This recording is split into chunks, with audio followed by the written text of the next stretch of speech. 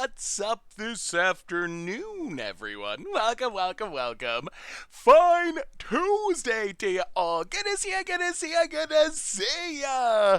How are you, Zelda Zach, and Thamos, and Hubbardgate, and Ninja, and the Ether Wispin Dog of Myth, and Hyperlink, heading out a bunch of gift subs, Sir Brave Fibblethip, Token DP, Lord Vorganus, Brandon, and DMJ. Welcome to the Fishbowl. Thank you so much for your subscription. Big super cheer for you. Hey, what's up, Doug? How are you? Chinabo, Uncle Karlov, the Worm.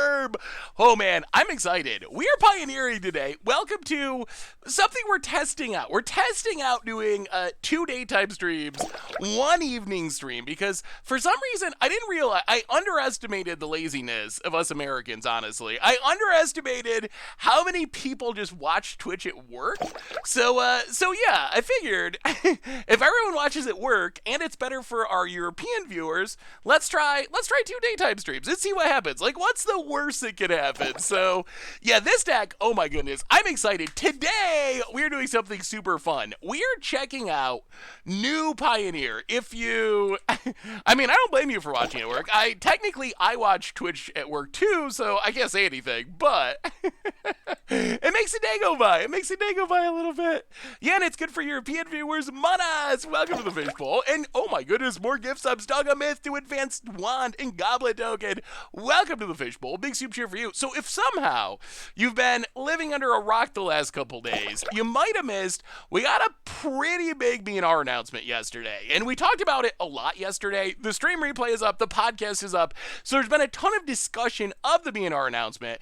But the big deal for us is Pioneer got a massive shakeup. Teferi, gone. Oops All Spells, gone. Uro, gone. Wilderness Wreck, gone. That's a list of like the cards that I almost hate the most in the format. Like, seriously, those are some of the most miserable cards in decks to play against. So for me, I think Pioneer's back on the menu, and today, this is the deck, and I gotta say, this is a viewer-submitted deck. This is a viewer-submitted deck that someone has been trying to get me to play for 6 months, maybe more, but we just haven't been pioneering. This deck is wild. Wild. I also have a backup deck. I have some Enchantress action, which I think could be fun. Abzan Enchantress, playing some new stuff from Kaldheim. I'm testing out some Binding of the Old Gods action. So that's our backup, but we're starting with this deck called Claw Pack. And this deck is...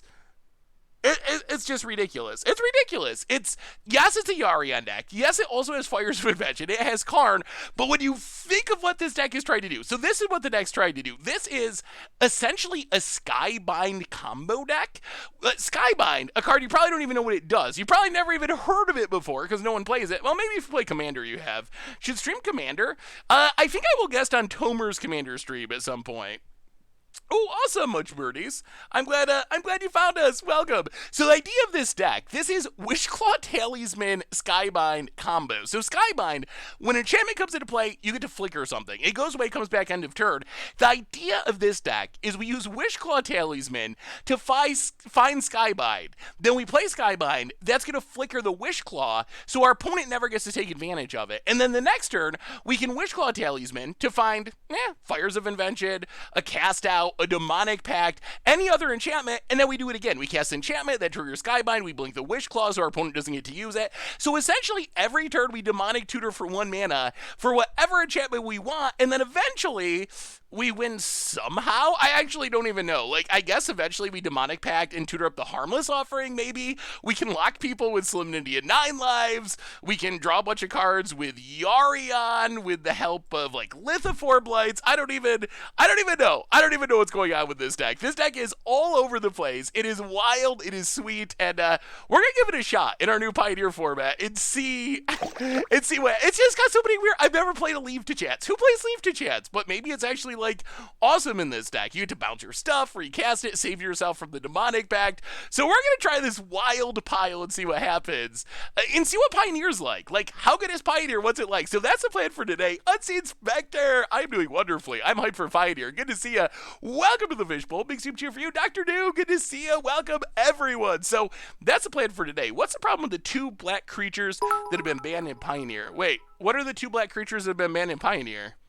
I'm trying to remember. Uro's not black. So yeah, so that's what we're playing today. The only other thing I wanted to mention, and then we're going to jump right into it, I promise. Yeah. The two black creatures are, yeah, Bellistrat Spy and Undercity Informant. There's a deck called Oops All Spells, which those cards are essentially one-card combo ends. I don't know, let me see if the deck lists are still up. I think it's been rotated because of the bannings, but the idea is essentially you play 0 lands in your deck. You play all MDFCs. You resolve either one of them that mills your entire deck. You hit like a Narcomoeba, a bunch of stuff that comes back for free, and you just win the game. So essentially it's like if you don't play any real lands, they're just one-card combo wins for 4 mana. So that is why they are banned now. So the other thing I want to mention really quick, we got the rest of the Black is Magic secret lair drop announcement today. So I want to mention it really quick. Then we'll do reminders. Then we're going to start playing this ridiculous Pioneer, deck. So we knew about Shalai.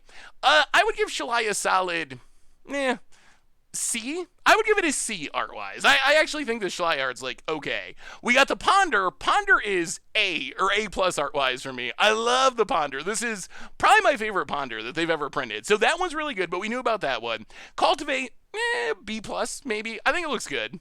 There's a lot of Ponders going around. We even have another extended border not that long ago, but I think it looks good. The new additions, we knew about Kaya. Kaya's A plus. I love that Kaya so much. That Kaya looks spectacular. We knew about that one. Teferi always has some like cute family art, which is nice, which is kind of funny because Teferi's like such a miserable card. If you just thought about how Teferi plays in a game of Magic, you would assume it was like this very like authoritarian, probably pretty miserable father to be around. Like if you think about how the actual cards of Teferi work, I would think I would not want Teferi to be my dad. But when you actually look at the art of Teferi, Teferi's like Father of the Year in Magic, apparently, which is so weird to me because his cards are so taxi and miserable that that I would never have expected that. So, but yeah, sweet Teferi art. The new ones, we got more Soul Ring, a pretty interesting extended border Soul Ring, which we got a lot of Soul Rings now. This is one of the more unique ones though. I really love how they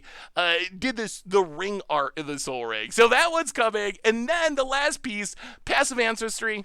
Yeah, a good commander card. So another decent reprint there. Pretty sweet art. So this is going on sale the end of the month if you're interested in picking up those cards.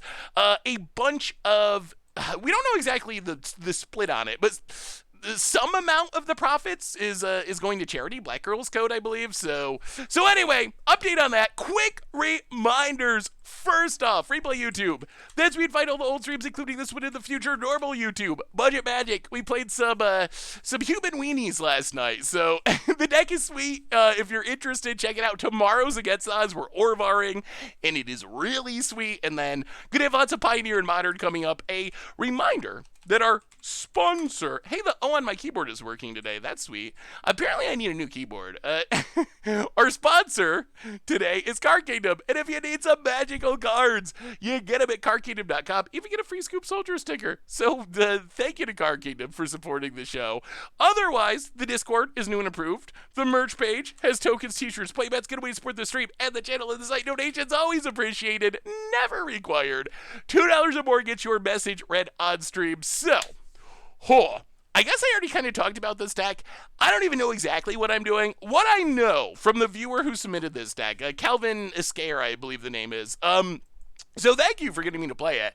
So what I know is we're trying to get Wishclaw Talisman, we're trying to get Skybide, and we're trying to tutor every single turn, and then from there, we win the game somehow, some way. I don't know exactly the plan. We will figure it out as we go along. So lots of tutoring, kind of this weird enchantment toolbox style deck, 4-color pile of cards that I've never even heard of. Who plays Oppressive Rays? I don't know. I forgot that was a thing. So that's the plan. Yeah, we're trying out 2 Euro-friendly streams. Apparently, all of us Americans watch Twitch at work, and then being earlier is good for Europeans, so add it all together, and it kind of makes sense to try 2 streams during the day and 1 at night, so we're going to try it for a couple weeks at least and see how it goes. If that was a general consensus. I know some people were disappointed, but it seems like pretty much everyone, most people, were in favor of having more afternoon streams, so we'll see. We'll see. Yeah, I didn't really think through how many people were like, actually, because I actually mentioned this specifically. I was like, well, I was kind of afraid if we do more daytime streams, that's going to cut out a lot of like West Coast viewers who might not be able to watch because they're going to be at work.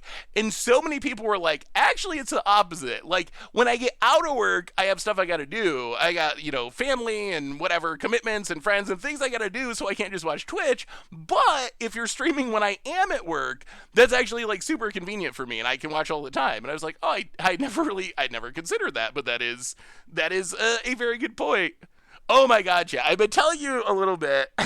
I've been telling you a little bit. Man, I would stream more if it wasn't for the mixture of YouTube and streaming. Like that's kind of the issue is there's just not enough time to stream too much more because I also got to do YouTube stuff and do site stuff. But hey, what's up, Josh Q? Good to see ya. Historic Ponza deck. Ooh, I will check it out, Magic Muscle Man. That's how Mustache Man. That sounds something like something I would enjoy playing.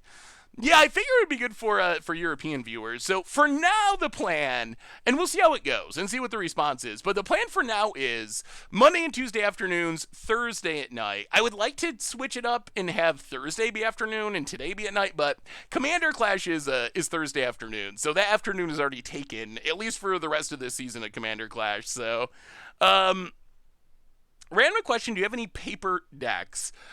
So I have I think 4 commander decks in paper, and I have Mono Red Prison, which I don't know if it's any good anymore because of the Simian Spirit Guide banning, but I did have Mono Red Prison for Modern. We'll see how it actually actually goes without the power of the monkey. The monkey's really important to that deck. Alado for the 3rd month. I'm European, happy to catch the stream. Have a Prime sub. Oh, thank you, Alado. I appreciate it. Big soup cheer for you. I had like 0 commander decks as of like a year ago. No, 2 years ago, I think, because Tomer gave me one at last GP Vegas. So the first commander deck I got was one that Tomer gave me at GP Vegas 2019. So I've been slowly adding to it. Ooh, let me see, Buzia. Oh my goodness, chat. So I think I mentioned I've been getting my little nephew into Magic. He's like 7. He just turned 7, and he really likes Magic. So over the weekend, Acid Estera, welcome to the Fishbowl. Big soup for you. Thank you. Having a lot of fun with Janky Quake Bringer deck. Ooh, that does sound sweet. Do you have a list? So over the weekend, I got my little nephew who I've been getting into Magic, and he's always like he's got some cards. Stream mode achieved. He like got a commander deck and he was really excited about it. So I was like, oh, you gotta get Magic Arena. That'll be the easiest way for us to play. We live a long ways away, so get on Arena. I'll show you how to do it, and then we can like play a game against each other. That'll be fun.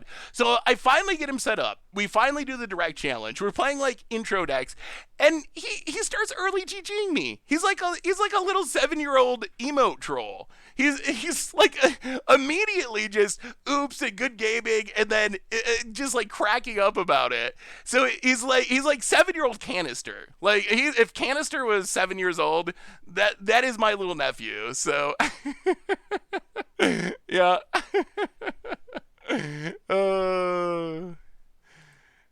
Yeah. And then he had the audacity. Of so he early GDs me, and then he's like, "Oh, do you have a lot of Magic cards?" And he's just like the nicest, cutest little kid. And he's like, "Oh, do you got a lot of Magic cards?" Like, "Yeah, I got quite a few." And I showed him some of the boxes in my closet, and he's like, "Oh, can you give me 2 commander decks?" I was like, "Oh, buddy, come on now, buddy." two commander decks. That you're really amping up those requests right after you early GG'd me, bud. Scott and you, welcome to the Fishbowl. Thank you so much for your subscription. Big super cheer for you. Thank you. I've been having fun with it though. It's been sweet to get him into Magic, and he really likes it, and I think he's gonna be good. He's got a pretty good brain for it for someone who's just starting off. So, yeah. Burn is probably gonna be one of the best decks in the format, I would think. Oh my god, this man. Oh, we didn't update the lands. Ugh. Ugly full art mismatch. Okay. Well, that's punt number 1. The mana base is fine, I think, but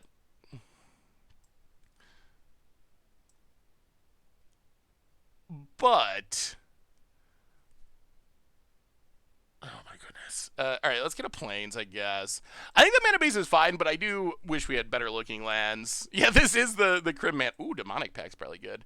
Well, I guess we cast an oppressive raise on your Soul Scarf. It's actually good here. Like, our opponent's never going to pay 3 mana to attack with that, so got him, I guess?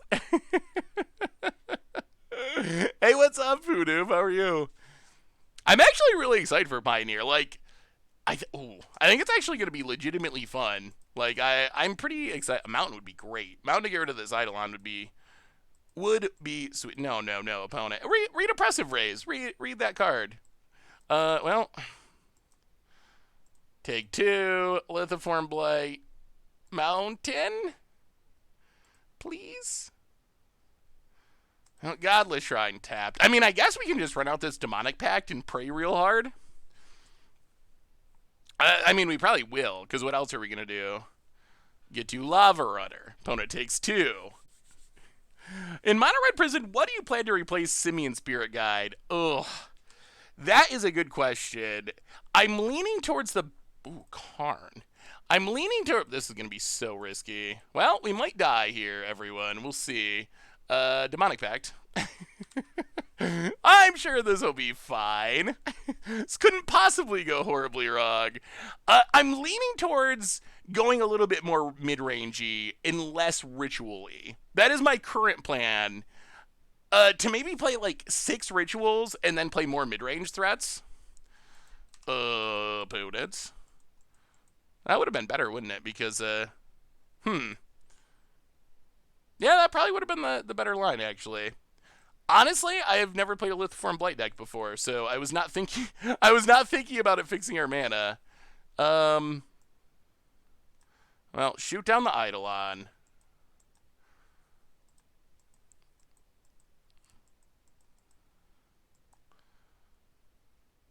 Wow! Okay. Alright. Well, at least that's not going in our face. Oh, that would be good if we could cast it. Well, 1, 2, 3, 4. Fires of Invention. Karn. Take down Karn.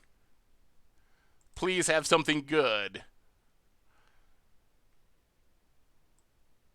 It's probably Wishclaw, actually.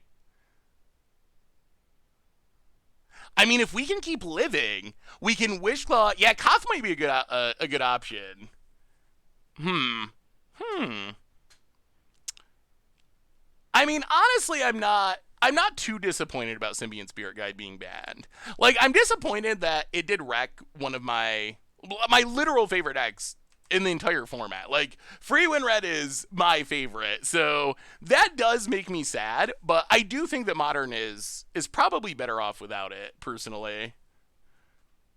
I'm doing wonderful! How are you, Smug Looking Barrel? Good to see ya.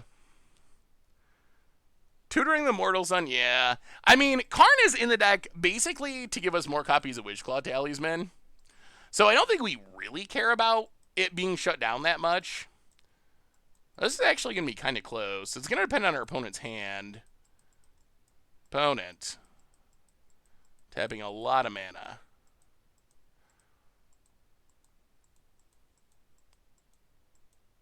Untapping a lot of mana.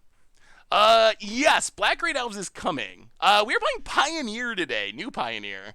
Pyromancer. Yeah. Down to 11. And, ooh, we just need a land. This is super interesting. Down to 8. Down to 7. Go Oppressive Raise, keeping us alive. Oh, wow. So the question is, I do not know the answer to this question. So, we can make our opponent discard their last 2 cards. That would be very helpful. On the other hand, if we don't hit a land, we can't Shadow Verdict. Hey, see ya, Magical Mustache Man. Yeah, we're in stream mode.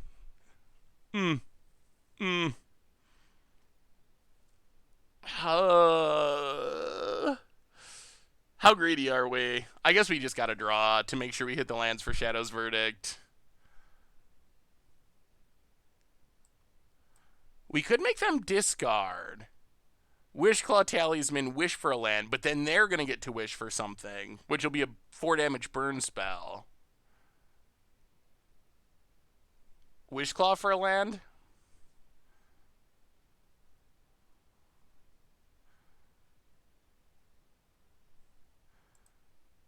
Alright, let's draw. I think this is safest.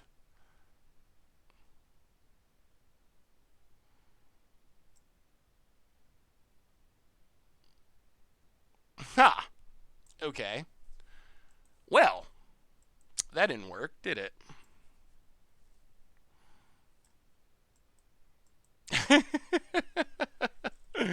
I mean, we still have one more turn, so eventually we need to Wishclaw and donate it.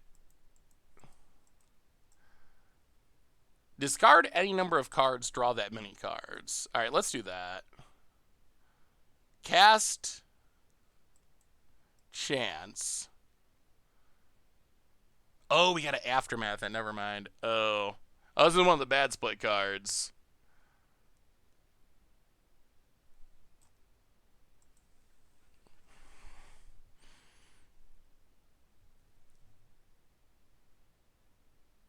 Can't we leave the pack? Well, we can't actually even cast this. We can pick up the pack later. Oh, I really don't want to give our opponent the Wishclaw, though.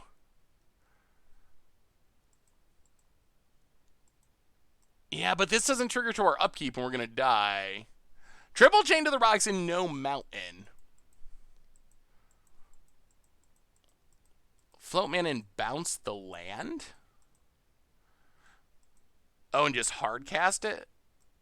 Yeah, I guess technically that works. Is that better than... Alright. I guess this is fine. So we Wishclaw, we take 2. I guess this is fine because Karn also shuts down our opponent's Wishclaws. Then we Wishclaw for a mountain. Play the mountain. Shadow's Verdict. Oh, all right. So we're at 7. We're at 7. We're not dead yet. We're not dead yet. Hopefully. Oh my goodness. This mountain. If we had a mountain earlier, we'd be in great shape. Oh, are we just going to get burnt out? Oh, probably. All right. Opponent, we must be dead because they didn't even wait until after we exiled everything. So they must just have another bird spell about it. Burn is probably going to be one of the top tier decks. Yeah. All right. Oh, boy. So close. So close.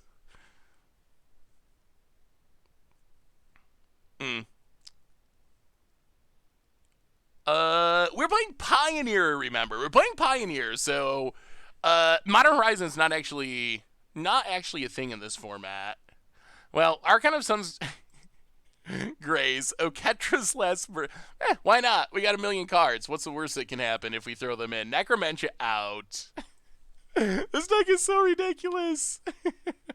This deck is 4 color. We don't have green. We have everything but green.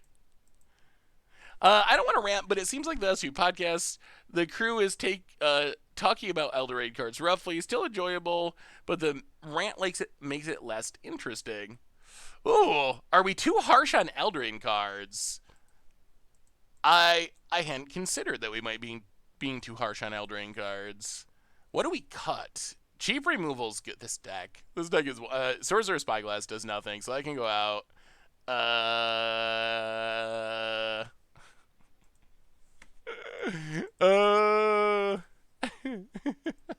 Okay, good. That's 80. Let's try it. Let's try it. See what happens. We will play first. We will reveal our Yarion. We were actually close to doing something sweet there. Well, no lands, no keep.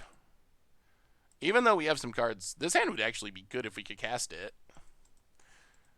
Well, okay. Sure. This is fine. We'll put Karn to the bottom.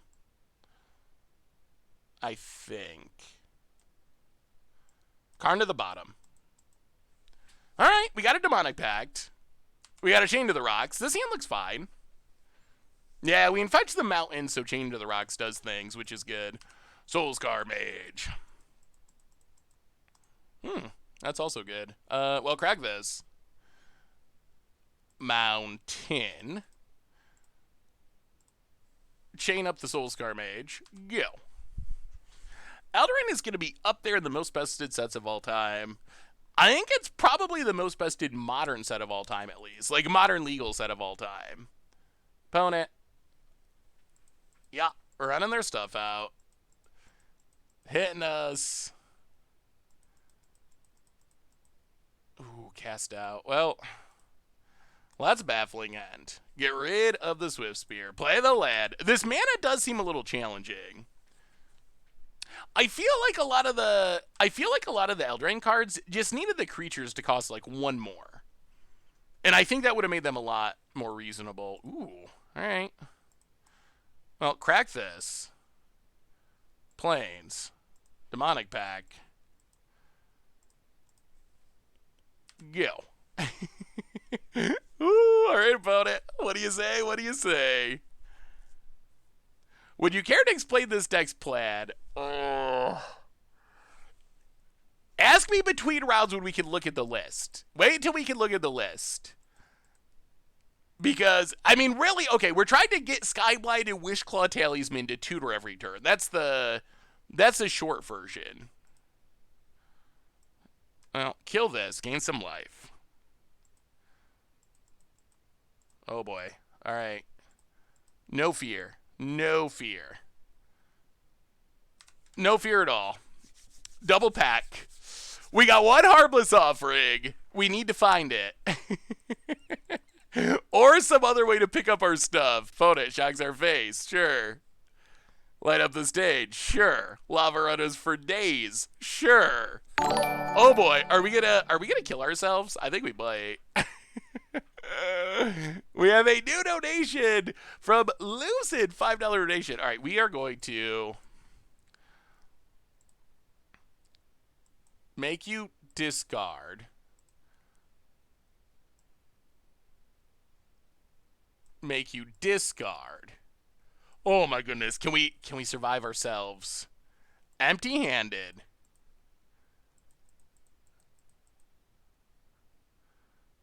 Play Isolated Chapel. Cycle. Cast out. Oh, that's a draw. That's a draw. 1, 2, tap. So we have 2 turns, right? No, we have to do it next turn. Okay, so we need to play this.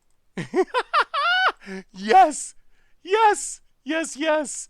Your go, opponent. Oh, what a draw. From Lucid, watching my favorite movie, The Princess Diaries. Have you seen it?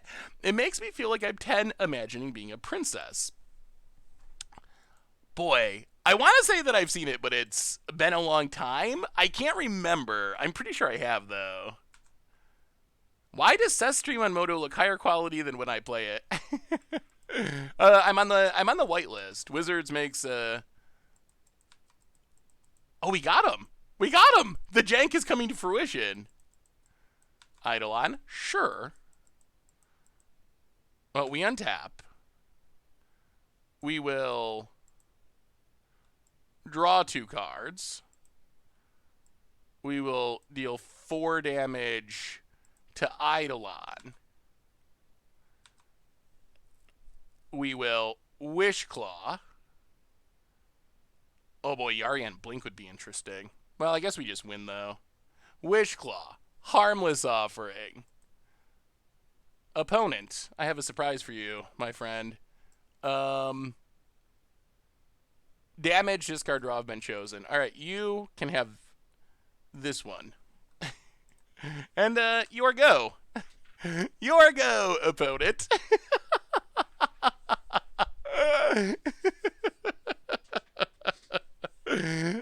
If Uro had been with this creature, opponent, what do you pick? Good choice. All right, that actually went pretty well against the aggro deck. So far, Pioneer seems sweet. I mean, I recorded a league this morning for a future Butcher Brew, and it seems diverse. It doesn't seem broken. Obviously, it's like day one post banning, so we'll see. Like, does it remain like this? That's anyone's guess. But for right now, I think the format's in a really fun spot, and I would recommend you. Yes, formats do get better when Uro, Wilderness, Wreck, and Teferi are no longer part of them. This is just match one. I guess we should bring in the Storm's Wrath too. Is there anything else that's...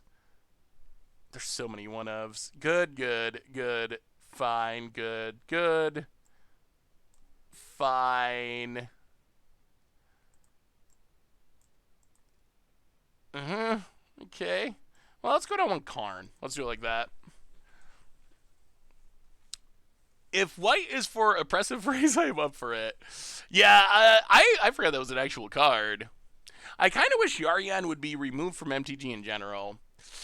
So companions, I think, got a lot fairer when they eroded them. However, they are still very powerful, the good ones. So would Magic be better if Yarian didn't exist? Maybe. Would it be better if companions didn't exist? It definitely would have been before they eroded them. Possible that it still would just be better to not have them. Well, try them. Go. Thankfully, a mountain.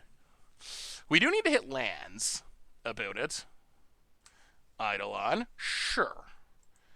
Goes attacking. I mean, we got a lot of removal if we hit our lands. That's a land.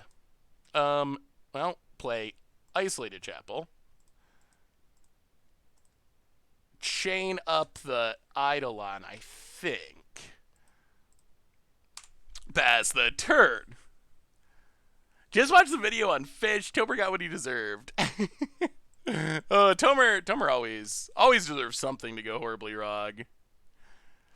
You miss. Do you think there's too many bannings these days, chat? Like, are you feeling like there's just too many? I'll play the land. Play a Skyclave. Snipe the Swift Spear. Pass the turn. So I think bannings are a symptom of a bigger problem. That's actually like kind of how I view it. Like the bannings are happening because they've printed so many broken cards. That's kind of how I view it. Opponent hits us to 11. Oh.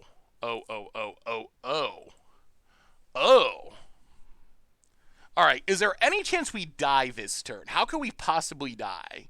Opponent hits us for 3. We're playing Pioneer, so there's no Lightning Bolt. Boros Charm?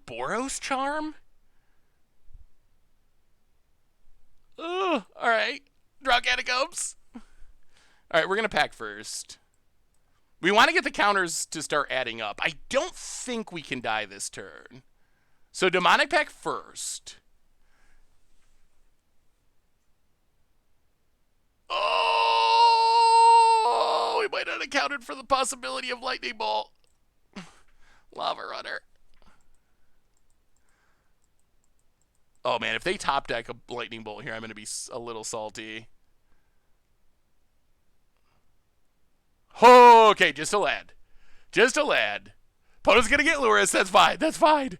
Okay, we're alive. So we get to...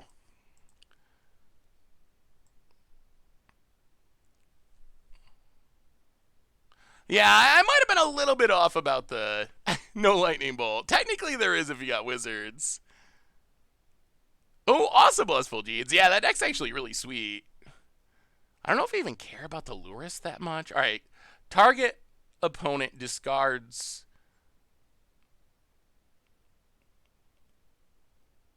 Target opponent discards.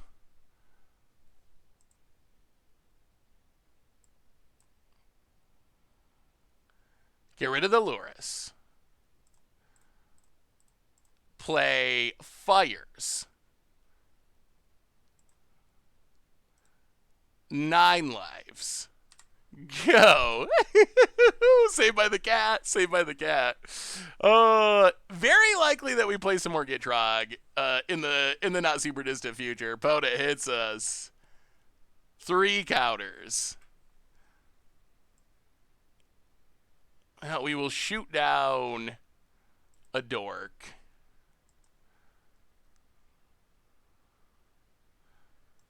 Skyclave.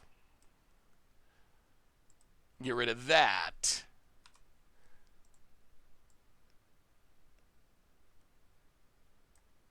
Tap lad. Do you think it's worth resetting the 9 lives? Bounce it, replay it. Pestered. But we could get 3 whole counters off of it. Opponent, it's a Skyclave, a taps. Oh, I know, chat. I know. I just can't resist. I can't resist. I can't resist trolling you a little bit. I'm pretty good at I'm pretty good at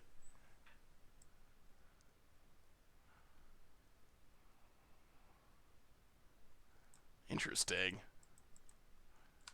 I don't think that's enough for our opponent, though. So we get pinged up to 6. We draw 2 cards.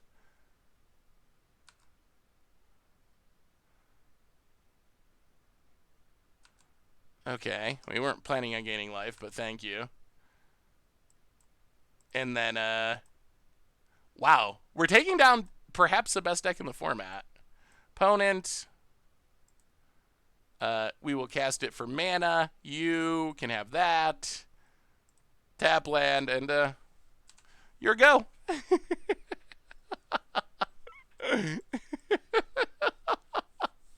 It's working.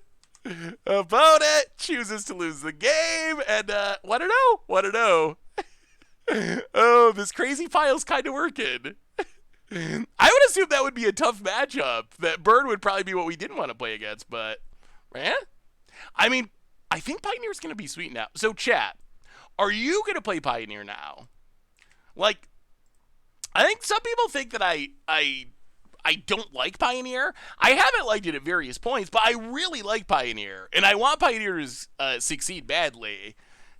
Are you gonna give it? Oh yeah, I was supposed to explain. Okay, so real quick, let's pull the deck list real quick. If you're just getting here, all right. So the deck has a lot of crazy stuff going on, but the main idea of this deck, it's got a million 1-ofs. It's enchantment based. The main synergy is we're trying to get Skybind, an enchantment that when an enchantment comes into play, we get to flicker something, and Wishclaw Talisman. So the idea is we can like Wishclaw up Skybind, play Skybind, flicker the Wishclaw, so our opponent doesn't get to use it. The next turn, we can 1-mana tutor again, grab any enchantment. We grab Fires of Invention, Demonic Pacts, we can grab whatever, name an enchantment, a removal spell, and do the same thing. Enchantment comes into play, blinks Wishclaw, so we get to tutor for 1 mana every single turn while our opponent can't do anything. Eventually, we either win with janky beatdowns, or we can get to the position where we can tutor up Demonic Tutor, Harmless Offering, and win that way. So that is the main idea of the deck. And it's got just a ton of random 1-ofs. Webcam Pioneer. Is there webcam magic going on for non-commander formats? Yeah, that's why we're blinking the Wishclaw. Like, and that's an artifact. So the idea is we keep blinking the Wishclaw again and again and again. I plan to play Blue-Red in Soul Shrapnel Blasted Pioneer. Oh, that deck's sweet. While one of the things I disliked about Pioneer is how it kind of had a lot of the cards I hated in the last couple years of Standard featured prominently. One of the things I do love about Pioneer is it's also a place where you can play decks you used to love in Standard. But like the Soul Artifact deck was, or like Siege Rhino decks, stuff like that. So that's cool. I mean, hopefully we'll be back on track for at least local paper Magic. Maybe by the end of the year.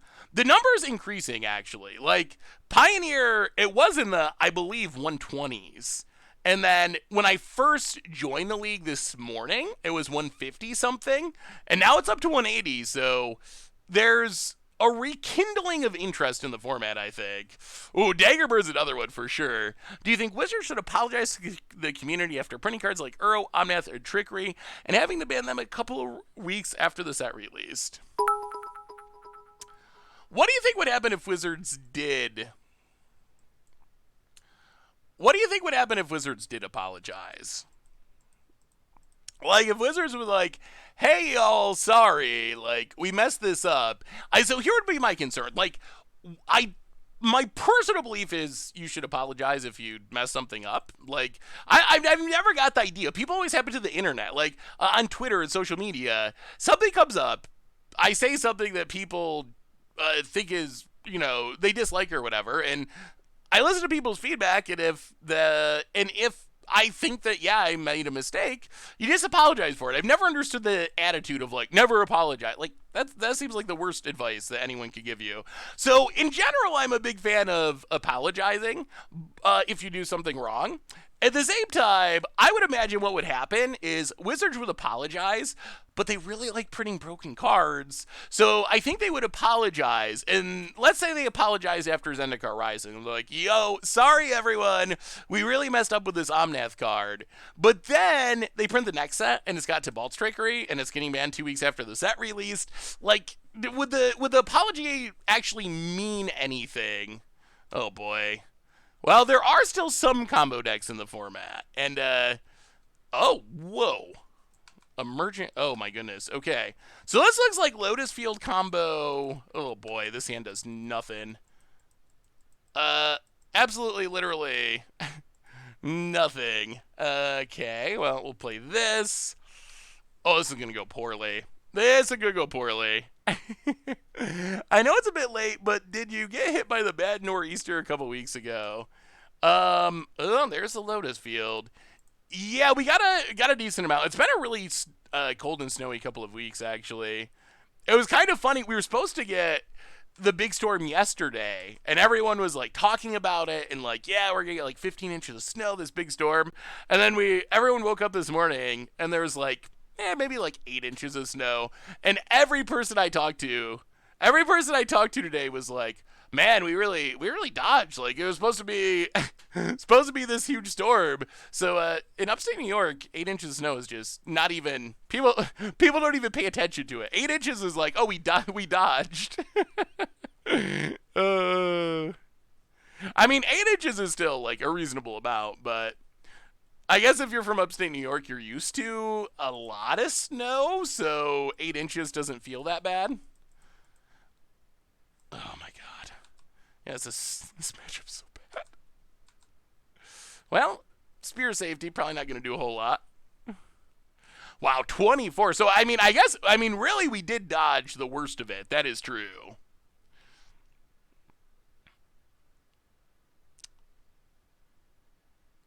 Yeah, if it's measured in inches, it's just, you don't even close the schools. Life is normal if it's not over a foot. Do you like to play in paper? I do, but I don't play in paper. Oh boy. Well, all right. So let's have a little conversation while your opponent combos off. So yeah, I do like. Oh, I missed your bits. I'm sorry, Corpo Buckets. My apologies. Let me see if I can find it. Thank you. For all the cheers. I built a Seville Primal Surge list for viewers submitting Commander Clash. I hope you pick it so you get some revenge. Well, thank you. Oh no. Thank you. That sounds super sweet. Do we even show our opponent anything, or do we just scoop? Like, is there any % chance that we win this game? Or is it just over? Like, do we even bother to show them the Wishclaw Talisman? I'm not even sure we did. We do.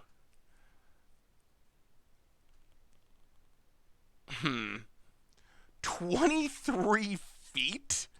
Yeah, Alaska is probably a whole nother level. Yeah, we get snow in upstate New York, but nothing like that. All right, let's just go to game 2. I don't think there's any way we win. And look at this hand. This hand is full of cards that do nothing. Okay, so Slaughter Games. Non-land. Okay, not good. All right, Lavinia seems good. Damping Sphere, is it more likely to pay off in the main deck or as a Karn target in the sideboard? I mean, I guess we got all the Wish Claws. All right, so Damping Sphere in.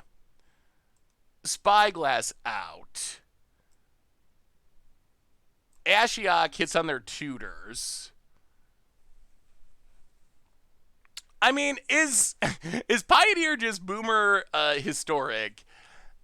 It's different. It's definitely different. I think, especially because of how Wizards manages the historic form, we have so many cards to take out. Like, creature removal, I think, is just dead. Oh, we have way more cards to take out than we can possibly sideboard in. We could probably sideboard out of... Can we sideboard out of being a Yarion deck? We have so many cards to sideboard out that it might be...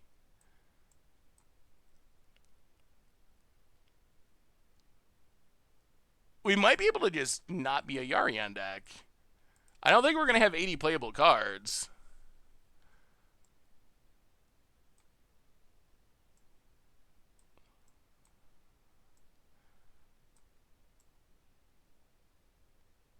Nine Life Solemnity isn't going to save us. Oh, we're going to have to cut a bunch of lands, too. Oh my god, this is ridiculous sideboarding. I don't know about this plan. Alright, lands must be cut. Cut a Blood Crypt, Castle Ardenvale, Godless Shrine, Isolated Chapel, Shambling Vent, Sacred Foundry. That's still 30. Oh no, this is a horrible idea. Well, Karn's back in. 30 lands? How bad is 30 lands? Probably pretty bad, right? Archon? Archon we can cut a land for. I've never tried to do this before. This might be the worst idea we've ever had to try to do this all at once. Slaughter Games in. Swamp out. Alright. Oh no, it doesn't even work! It's not allowed! Oh, it's not allowed. Oh. Well, there's no way we're undoing this in 7 seconds, so, well, the good news is, this is, I thought y'all told me to do this. Yeah, obviously. Obviously, so you have to have only 15 cards in your sideboard, basically. Yeah, that's not good. Well, we're going to have to get pretty lucky, I think. Well, okay. Dead. Karn, though, is somewhat live. That could get a Damping Sphere. Yeah, I don't know why I was thinking that was a good idea. I was, for a brief minute, I was like, wow, why has no one thought of this before? Why has no one sideboarded out a bunch of cards in a Yarion deck and not been a Yarion deck? And usually if the idea seems way too good to be true, it actually is. Yeah, the only reason we're keeping this ad is Karn for Damping Sphere is a legitimate plan. That is a way that we could win this matchup. The rest of these cards are irrelevant, but our deck is full of cards that are irrelevant at this point. Like, we couldn't sideboard, so. What decks do you consider to be pillars of Pioneer? Well, this looks familiar. This is the same start as last game. Skyclave, sure. Also not very close to casting anything with this hand. So I think it's too early. Oh, dear. I think it's too early to say what the pillars of Pioneer are post-banning. I would guess, like, Bird, some sort of black aggro deck. Oh, it's going to be too slow. Gonna be too slow. Well, land. Karn. Tutor. Tormod's Crypt. Play it. Go.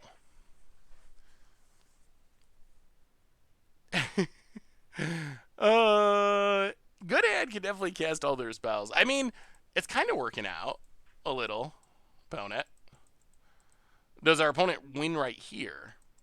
I mean, the good news is I don't think we're ever beating this deck anyway. Like, or with any amount of consistency. I think we're very likely just to absolutely get wrecked by our opponent's deck. We'll see. The Karn could save us. It could. Karn for Damping Sphere is a shot. Nykthos, yeah, Nykthos is a good one. Well, okay. Maybe. I don't know how we actually win, but maybe we do get to get the Damping Sphere. Well, Karn. Yes. Damping Sphere. Cycle. Actually, we can do that on our opponent. Yeah, it's Cycle now in case we had a land. Cycle cast out. Triome. Damping Sphere. Go. Why Wizards not create a Pioneer ban list like they did in Modern? I think they wanted to try something different, and I'm kind of glad they did. I think it's been interesting. Well, we will tick up. We will play. I kind of like the ban as you go idea. It's something different to try. Might as well with Gaia, because why not? I'm afraid what's going to happen here is our opponent's just going to bounce the Damping Sphere and then we lose brutally and immediately, but, well, your go. Yeah, I guess fetches were on the list about it.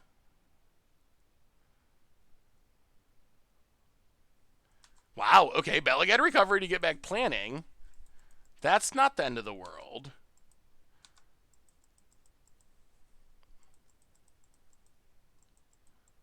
Okay, okay. Karn.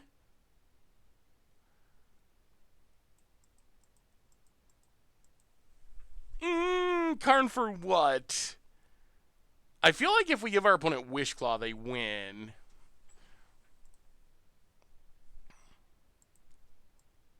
How do we win? That is a pretty good question. I'm afraid to turn this into a creature.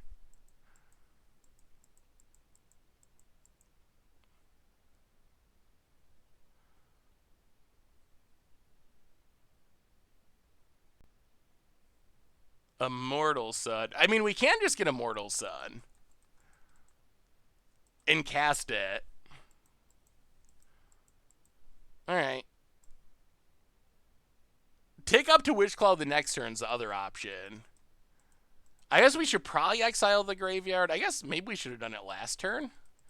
I guess I didn't really care too much about them getting back strategic planning. Well, if we take down Karn, then Karn's going to be gone.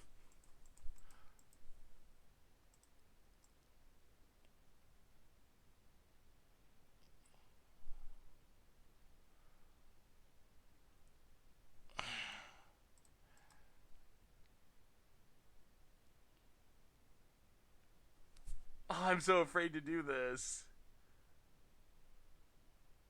Yeah, that's one of the synergies of the deck. Yeah. Okay. Damping Sphere, aggro. Hit ya. 15. Cycle the Triome.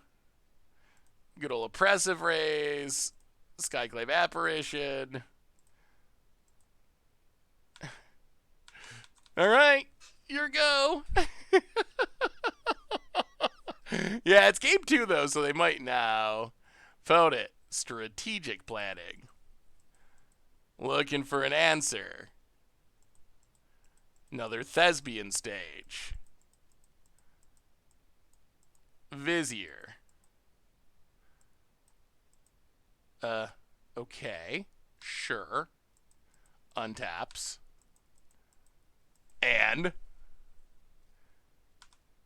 passing? Okay, okay, we're doing it, sorta.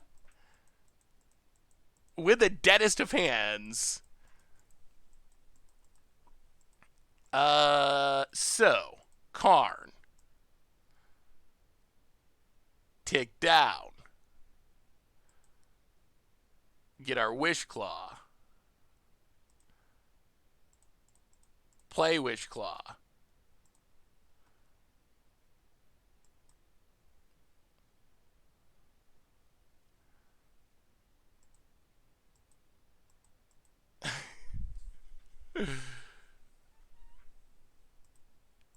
Play the swap. Activate Wish Claw. I don't know what we're supposed to get here. I have literally no idea. Oh, any guesses at what their answer would be?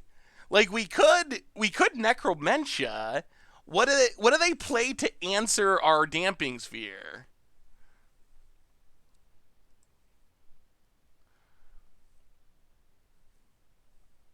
Fae of Wishes? Oh my goodness. There's so many options. Is there anything better than that? We have 3 mana at the moment because of our Damping Sphere. I've never tutored up a Wisconsin crab or a wish coin crab.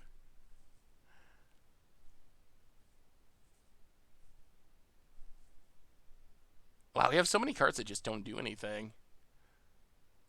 A lot of cards that do nothing.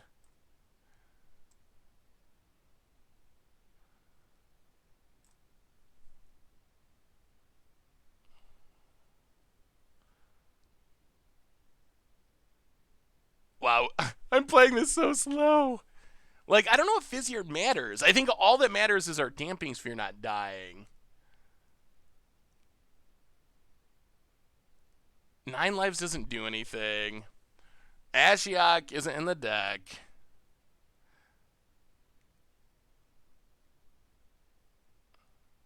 Wishclaw for Wishclaw, so we can do it again next turn.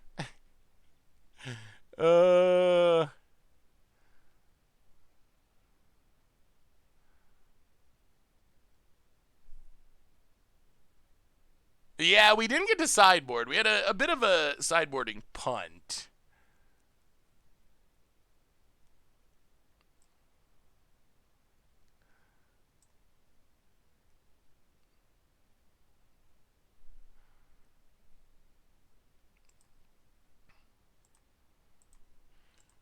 Yeah, I think this is probably our best bet. Necromentia. Fae of Wishes. Ah! Emergent Ultimatum, 2 Hidden Stir Eggs. Peer into the abyss, okay. Pour over pages. Alright, Wilt. The answer is Wilt. They have 2 Wilts in their main deck. They also have Mastermind's Acquisition. Alright, well. Get rid of those. Do they have anything that cares about the graveyard? Just Balagate Recovery? Okay. Well, sure. I mean, there might actually be a chance that we win this. Somehow. Our opponent's hand's not doing much at the moment. Our hand's not either, but... Opponent. No. We got a card. We got a card, friend. Opponent passing. Discarding. Is this going to work? After our failed sideboard? Our failed attempt at sideboarding? Yeah. Lotus Field does have hexproof. Part of what makes it really good. About it. Discard the load. Ooh. Well, Karn. Boom. Damping Sphere aggro. Hit ya. To 8. I mean, this is actually lethal next turn if our opponent whiffs for 1 more turn. Demonic Pact. Go. I mean, this is lethal. 4 plus 4 is 8. Come on, no will. No will. Ah! Wow! We putted sideboarding, had all dead cards, and we still got there. We didn't sideboard it all. Look at the number of dead cards in our deck. Look at how many cards we're going to take out now that we actually get to sideboard. Hey, welcome, Get to Know You Games. Good to see you. All right, dead cards. Also dead cards. Also dead cards. Does Solemnity do anything on its own? I don't think so. Dead card, dead card. Yeah, you know what else? Dead cards. And this is a dead card, and this is a dead card, and this is a dead card, and this is a dead card. This is also a dead card. We're not going to have enough stuff to bring in, but these are all the cards that, if we could sideboard them out, we would sideboard all of those out. Hey, what's up, CSGO Cutie? How are you? Good to see ya. Good to see ya. So we will bring in... Yeah, I mean, Skyclave's going to have to stay just as an attacker. We'll bring in Archon of Sun's Grace. We'll bring in Rest in Peace. We'll keep in the Skyclaves because we don't really have a choice. Storm's Rest, no. No, no, no, no, no, no. Cast out Cycles. That's how desperate we are for anything that does things. Cycling is enough. Just cycling.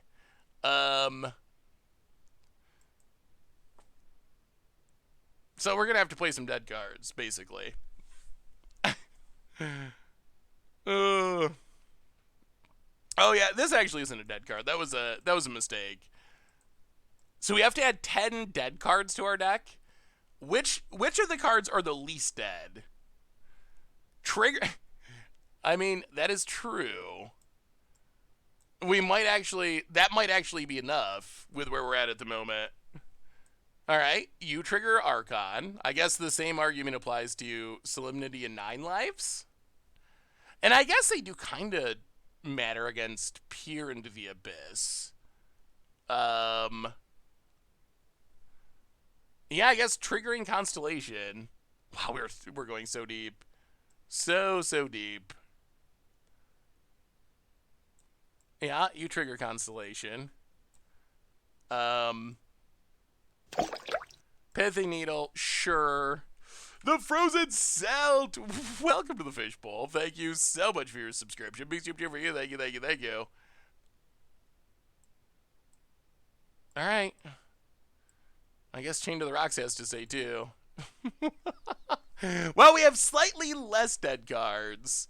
I think we'd rather have the Companion Yarion than 2 in the main deck. We tried to sideboard out stuff in game 1, and this hand does nothing. Yeah, too many dead cards. Oh, we missed that in our dead card discussion, but that's a dead card. All right, this is fine, I guess. Is Astral Slide viable yet? I don't think there is an Astral Slide in Pioneer. We've played some of the updated Astral Slide, Astral Rift in Modern. It's been a bit. Ooh, boy.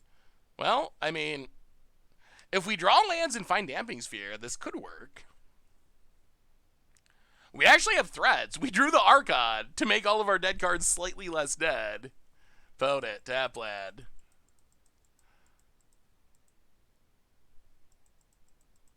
Spyglass, I think, is non-land, isn't it? More Karns. I mean, the Karns are great, but we need lands. Rest in Peace slows them down a bit. Do they have the Lotus Field? They always have the Lotus Field. Yeah, there it is. Lotus Field arrives. Well, we need a long time for Karn to get... Ugh. Well, yeah. I'm shocked that we won a game in this matchup, honestly. Lesbian stage. So, 2 Lotus Fields incoming. And 2 Lotus Fields is usually enough that we die. Do you think that Valky is worth adding to my historic Golgari Coco deck? Wait, stream mode is not enabled? I'm so confused. Is stream mode not enabled? I think it is. Isn't it? It's mostly just lining up the chat box. I don't think there's... Oh, you can't use Cardboard Live. Doesn't work with Moto. Well, yeah. Pass the turn. I think they can... I think they can still win, right? I don't think Rest in Peace beats them. They just like combo, and then it looks like they're winning with... Well, pass the turn. Yeah, Lotus Field number 2. Not hitting the lands. Is this the first early Tuesday stream? It is. Well, here they go. So we kick back and see if our opponent can win.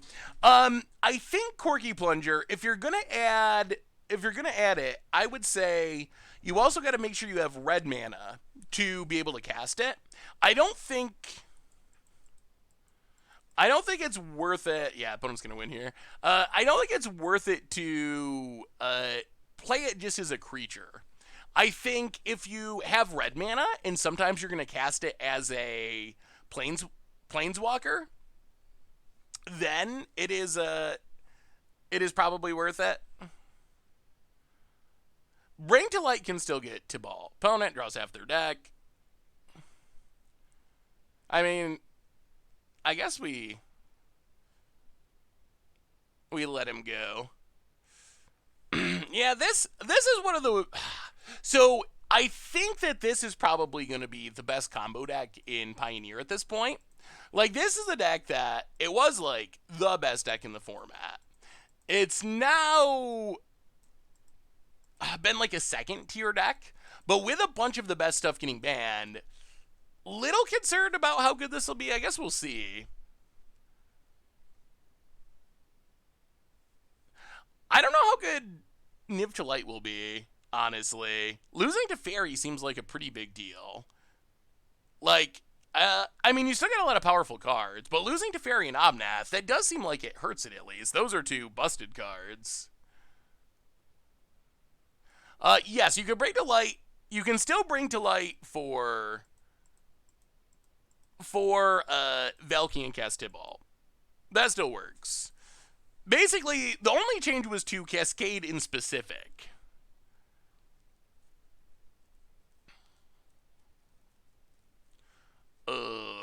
Booted. Yeah, I mean, I kind of wish that Lotus Field didn't have hexproof. but yeah, like Damping Sphere is good against it. Control can be good against it if you can counter enough of the relevant stuff, potentially. So it's not that it's unbeatable, but it is obnoxious, I would say. Losing to Fairy is good for Bring to Light. I mean, good and bad, because a lot of the 5-color Niv decks want to Bring to Light at instant speed off of Teferi. So, how does our opponent's deck win? I think it's Thassa's Oracle, unless things have changed since I last played Pioneer, which is possible. But typically, I think it's Thassa's Oracle. They also have multiple tutors from their sideboard, so it might be that they're going to get back Mastermind's Acquisition, and then, or they can grant it something from their sideboard. Or Jace. Jace is essentially Thassa's Oracle that you can get with Fae of Wishes, so, well, alright.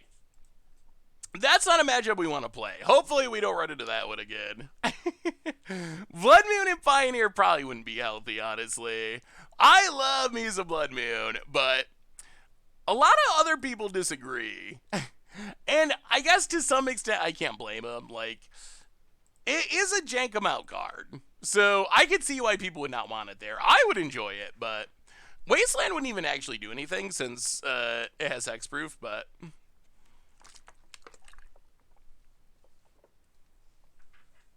Blood Moon kind of sucked when it first released. Did it really? I wasn't playing back in the Dark Era. Was it a card that no one cared about? Have you ever seen Chaos Moon? Did you know that was a card? Oh my goodness. I tweeted about the other day. This card's ridiculous. I can't believe that this card exists. Chaos Moon. If you want to make your commander playgroup miserable, you should play Chaos Moon. 4 mana. At the beginning of each upkeep, count the number of permanents. Could you imagine that in a commander game? Where you have, each person has like 30 permanents, and you got 4 players? You're counting to 120 every turn. That's 4 times. Every time around the table, it's 4 times you got to count into the hundreds to determine if there are an odd or even number of permanents. If it's odd, red creatures get +1/+1, Mountain Stamp for double mana. If it's even, red creatures get -1/-1, and Mountain Stamp for colorless mana. Who thought it was a good idea to make a mechanic based around making you count all the cards on the battlefield every single turn? Oh, old Magic designs. I mean, it is chaotic. You're buying out Chaos Moon? I mean, the card's horrible. It's absolutely horrible. I do think it's a funny way to troll your Commander playgroup, though, just because who wants to count? People, like Tomer was just talking about taking fetches out of his deck because he feels like fetches are too slow and he doesn't like having to shuffle so much. So he's actually thinking about taking fetches out. That's like fetches times 1,000,000. Counting every permanent every turn. I mean, yes, technically it's true. You could like well, it's a little scary. Technically, it's true that you could, like, every time someone plays a permanent, flip something back and forth for odds or evens. But even that sounds pretty annoying. That you'd have to have one person. Ugh. That you'd have to have one person that, like, constantly, okay, you play a card, flip it. Oh, wait, that thing died, flip it back. Wait, there's a wrath. Now what do we do? So even though that would make it a little easier, that still doesn't sound especially easy to me. Like, still sounds pretty clunky. I don't think it's reserve list. Let me look again. I don't believe so. Chaos Moon does not appear on the reserve list, I don't believe. It is usually marked on the site, so yeah. No need to buy it out if you're considering doing something that silly. You need to have an extra person. You need to have a counter. You need to have the 4 people playing and then someone else just to count the permanents. Oh, opponent's got a lot of mana. 1, 2, 3, 4, 5, 6, 7, 8. That's a lot. That's a lot.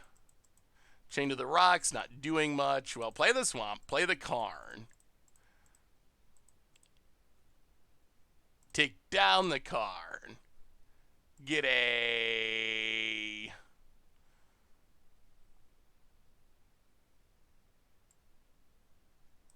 Wishclaw. Go. Alright, hopefully they don't have a finisher.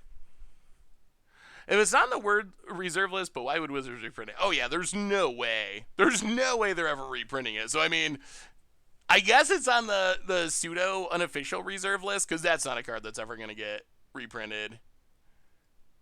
Never ever. Opponent, lots of manas.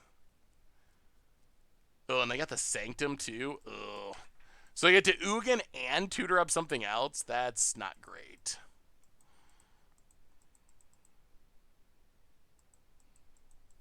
Well, yeah. The idea of this deck's really fun, but I don't know if it's power. It's just so janky that it might not be powerful enough to actually compete with real decks in the format, unfortunately. Let's see. Like, the thing is, yeah, sure, Witchclaw Talisman tutor, but then that lets our opponent tutor, and then we lose to what they tutor for.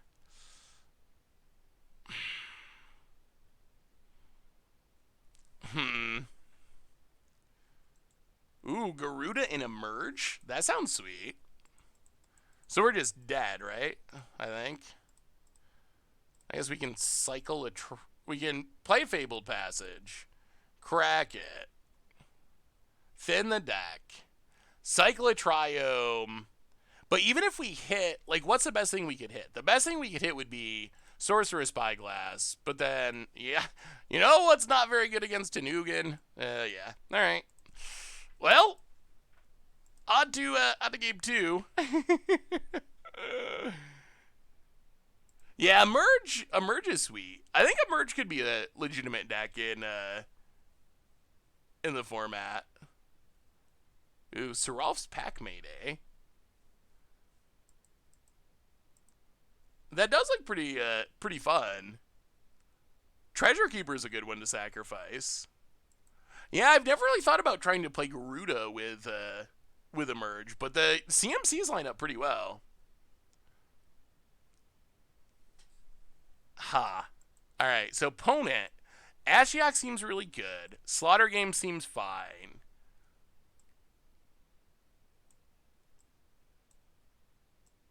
I guess Lavinia does something. And that's probably it. We'll go down. Solemnity 9 lives. Way too risky against Ugin. And probably Crush.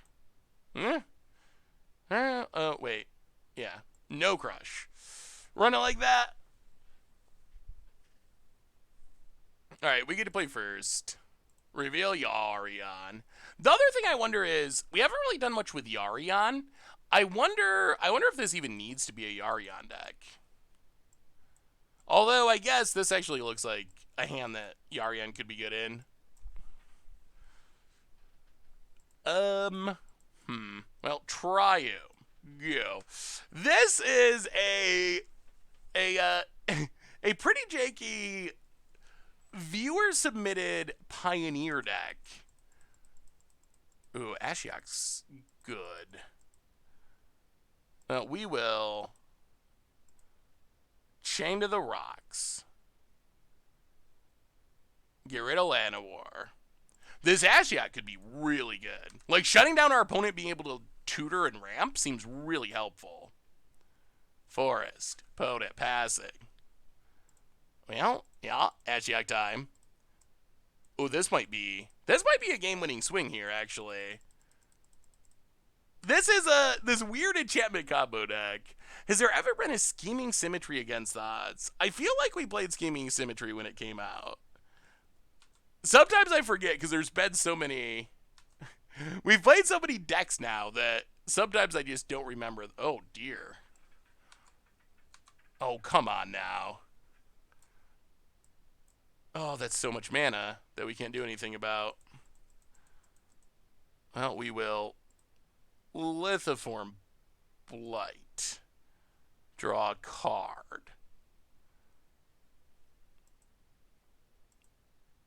Godless Shrine. Tapped. Ashiok. Well, okay, we milled a couple things. Yeah, they're getting close. I mean, even with the Ashiok, they're still just. We killed the Mana Dork, we Ashiok to stop tutoring, and they still have 6 mana here on turn 4.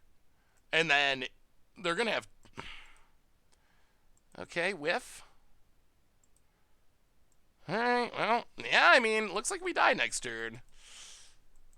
Yeah, maybe Ashiok's not actually helpful against this deck. About it. Yeah, I mean, well, Ugin's coming. Ugin's Ulamogs. Opponent's gonna have 14 mana. We even drew the Wish Claw. Well, exile with Ashiok. Play the Triome. Yeah.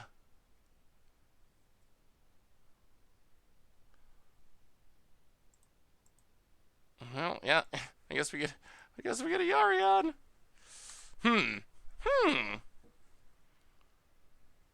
Forsaken Monument to Reality Smasher seems sweet. Do you think that new bannings will push the Rita team to speed up the Pioneer format on Arena? Maybe.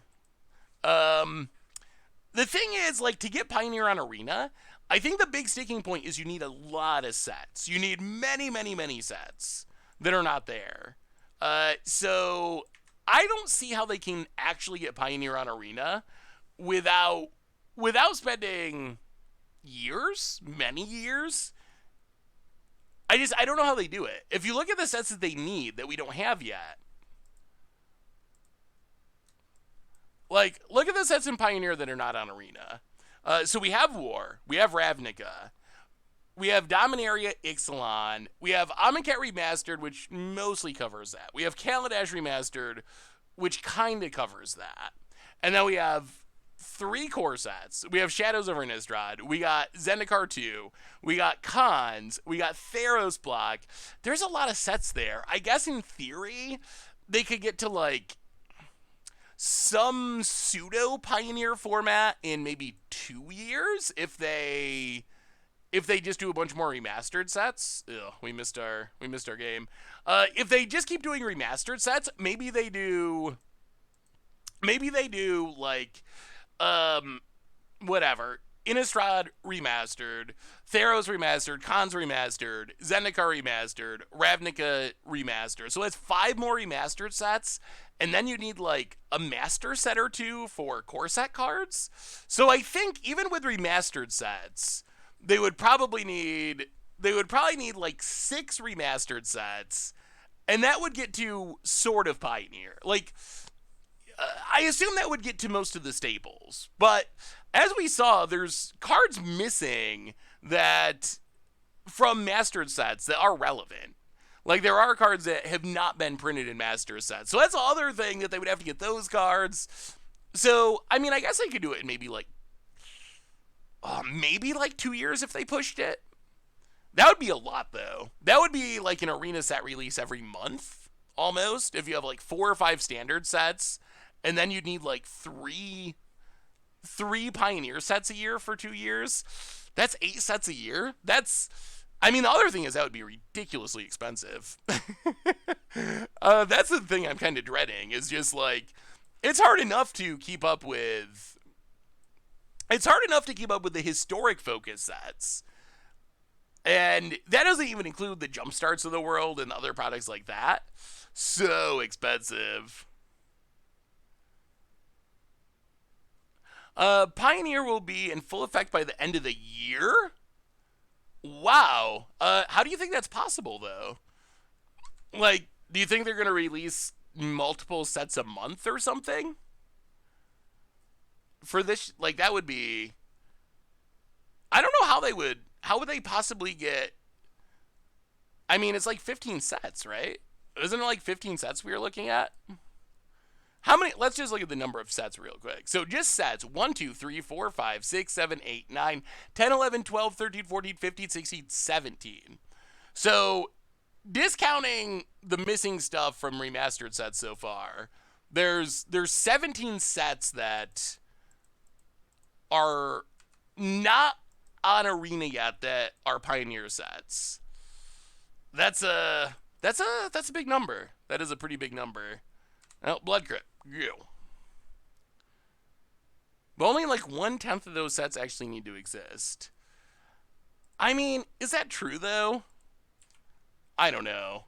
Like, I've heard some people say like, oh, they'd have modern on Arena. Just like, go to the metagame page, look at modern, take the top 5 decks, print those decks in some sort of master set, and hey, you got modern. But I think the main thing that makes formats like Modern and Pioneer fun and interesting is the depth and the fact that you can play a lot of different things. So personally, I would not be even a little bit interested in a version of Pioneer on Arena that had like, I don't know, the top 10 decks in it exist, but if you want to play whatever, Satyr Wayfinder or Thraben Inspector or something, it's just like, oh, sorry, we decided not to put those on. Like, to me, that wouldn't actually count as Pioneer to me.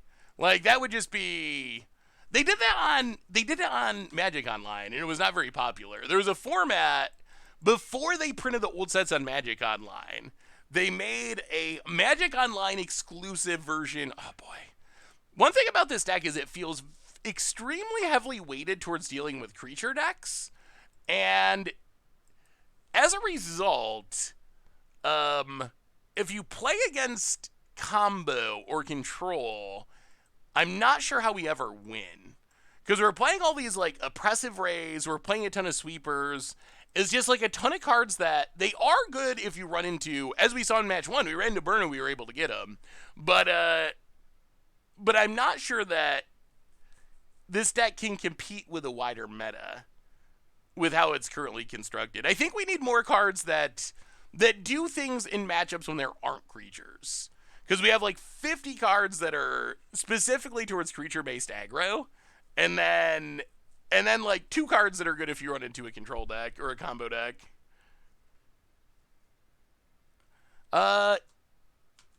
They said that they were, yes, they have said that they're bringing Pioneer to Arena. We'll see if they end up holding to it. I guess that is up for debate, whether or not they stick to it, but they have said that. About it. So we're up against Spirits. Spirits is a deck that could be pretty good, I think, potentially be pretty good in Pioneer. It was already decent, and it didn't really get hit by the banning, so maybe it'll be time for Spirits to shine. If you build a format with just top X decks on Pioneer Arena, you're going to get a meta with just those top X decks. If you don't have the pool to brew with, there's no way to properly adapt. Yeah, that's kind of where I come down for the most part. Like, do you have to have literally every card that exists in Paper? No. Like, every set has some variant on Disenchant, and there's like 2 variants that are good enough to be playable. And if you're playing another variant, you're just playing a strictly worse card. So I don't think you have to have literally every card, but I do think you have to have like every unique playable card for it to really feel like the format. Well, alright. I guess we just try to Shadow Verdict. Opponent has a counter, yeah. Whew. Well, after this match, if we lose this match, then we'll try some Enchantress for the second half of the stream. If we win this match, then there's still a chance that we'll get a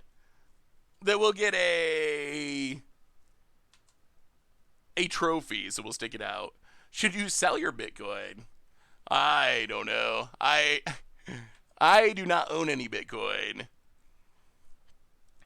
So, I don't know. I mostly think it's interesting how people get so riled up about it. Like, you either have people who love Bitcoin, and it's like all they talk about, and it gets obnoxious, or you have people that absolutely hate Bitcoin, and it's all they talk about, and they get really obnoxious. I feel like both sides of talking about Bitcoin just are incredibly over passionate and annoying a lot of the times. Another shackle, guys. I mean, if I bought Bitcoin back when it was $300 or 10 cents or whatever, and now it's $50,000, 100% I would be selling it. No doubt about it. But I don't actually own any Bitcoin, so I don't have that decision to make. So, on the other end, if you bought Bitcoin at $45,000 and it's $50,000, would I sell it? I don't know. Probably not. But like I said, I'm not in either of those positions. Kind of weird to make an equivalence between people who want to get rich quick screen and people who are upset that crypto uses more energy than large countries. I mean, I don't think that's the equivalent, but the thing that people say that I think is silly from the side where people are concerned about energy is they say that it has absolutely zero value. That's the argument that I don't like. It's not even real. It has zero value. And these are people who like buy and sell Magic cards and spend thousands of dollars on Magic cards. And I hate to break it to you, but Magic cards don't have any intrinsic value either. They have value because someone will pay you for them. So I think that I can get the people being concerned about the energy aspect, but I also think the argument that it's not real so they don't have any value is just like wrong on its face. Because if someone will give you money for something, it has value. It doesn't matter if you can hold it in your hand. Like I can sell my Magic Online account is pixels, and that's not real, quote unquote, but someone will give me money for them. So, so yeah, I think the energy thing is I can see that being a an actual concern. But I think the argument that Bitcoin is like fake and has no value is a little silly.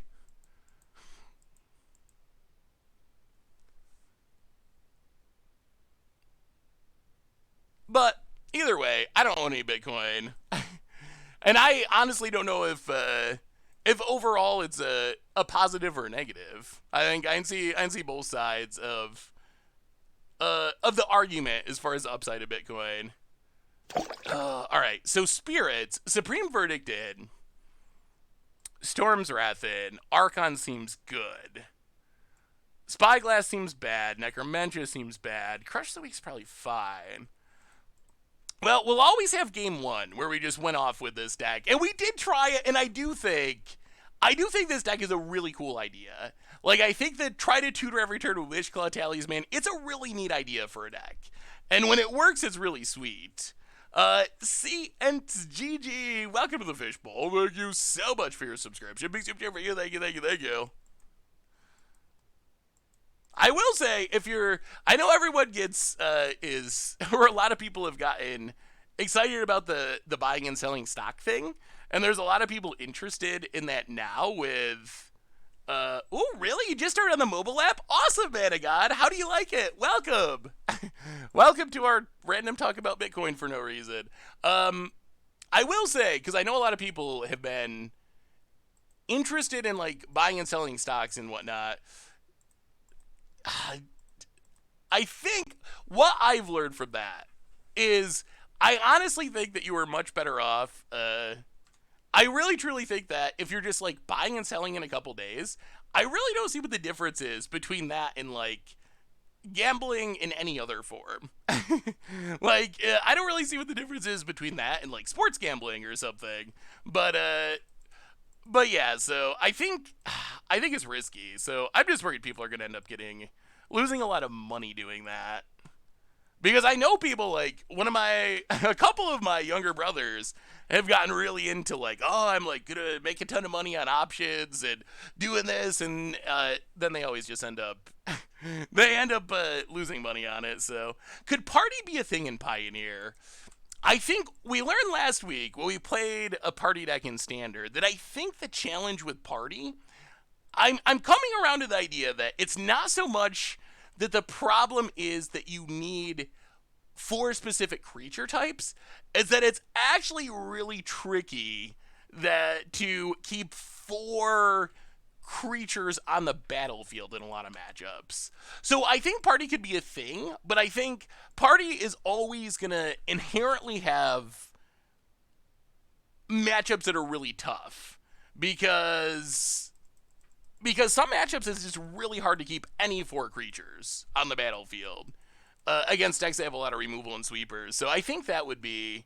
So yeah, I think it could be a thing, and I think you could get some sweet wins with it, but I also think you'll have some really bad matchups where you probably just get a little bit wrecked because you can't keep 4 creatures on the battlefield. Yeah, no fear. No fear. Demonic Pact. Get quelled. Yeah. Mono Black is pretty decent in Pioneer, I think. Yeah, I think Mono Black is a deck that I think could be good. I think Burn is probably going to be really good in Pioneer. I think some sort of Mono Black, just straight Mono Black or Vampires, could be pretty good. I'm sure there's a control deck, some sort of like Teferi control style. Big Teferi. Even though 3 Fairy's gone, there's probably still some sort of blue-white or Esper control deck. Ooh, do you think we'll see Meddling Mage reprinted in Strixhaven? Ooh, that would actually be pretty interesting. How many sweepers can they possibly have? You know, we'll just wait a turn. Let's just get Yari on. Meddling Mage would be interesting in Standard. I wonder if it would be considered too good. So maybe the thing about Meddling Mage in Standard is a 2/2 for 2 is not unplayable. It's not like an enchantment that does nothing. So I could imagine that people would just play it, not to like stop a combo, but just to like guess what's in your opponent's deck. I wonder if that would be something that Wizards would try to avoid. I like Meddling Mage as and I mean, I guess at the same time, Stomp's in the format, so Meddling Mage probably isn't going to do any real damage because it's just going to get stomped all the time. All right, let's try this again. Chain to the Rocks.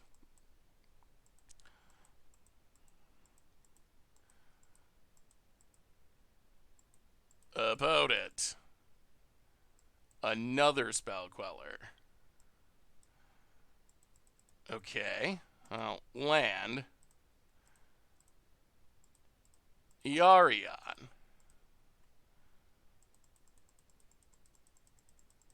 Please. Please resolve. Oh my god. Alright. Opponent. All the interaction. Pass the turn. Oh, opponent.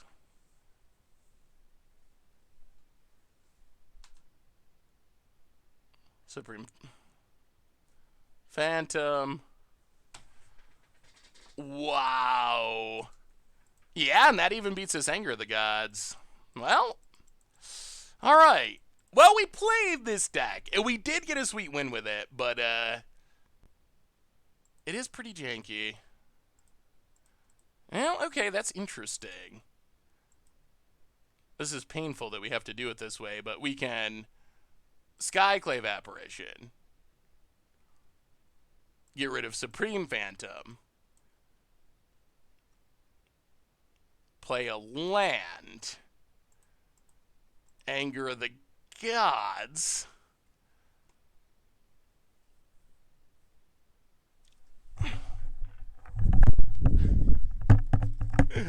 Alright, let's play some Enchantress. Oh, jeez. Oh, sure. All right. So what do we learn about this deck? And then we'll try some Pioneer Enchantress. So what do we learn about this deck? And I will say, it's really spicy, and it's a really fun idea. It worked 1 out of our 4 matches, and that match was pretty sweet. That we were able to like tutor up, get the Demonic Pact win. So the idea is fun and cool. Overall, though, my advice for the deck would be, I mean, I don't think it's like super competitive. I think my advice for the deck would be, I think it's way too focused on creatures. Like if you look at the deck, it's got just like the biggest list of cards that are mostly good against creature decks. Like this huge pile. That is mostly good against creature decks, and then it has essentially very little. Yeah, I guess there's like a Necromentia, but it has very little in the main deck or in the sideboard. Like even the sideboard is a lot of stuff that I see is mostly creature deck stuff. So I feel like the deck probably needs more ways to interact with decks that are doing things other than just playing creatures and not interacting with you. So yeah. So I think the idea is fun, but overall, I don't think it's a super competitive idea. Although in the games when it goes off, it is super sweet. So opponent could have Spell Pierce Anger anyway, and then Skyclave couldn't come down. Yeah, I mean, we get got by it either way, right? Like they get Spell Pierce, and then we couldn't Skyclave, and then the Anger does nothing. So I don't think the order really matters in that scenario.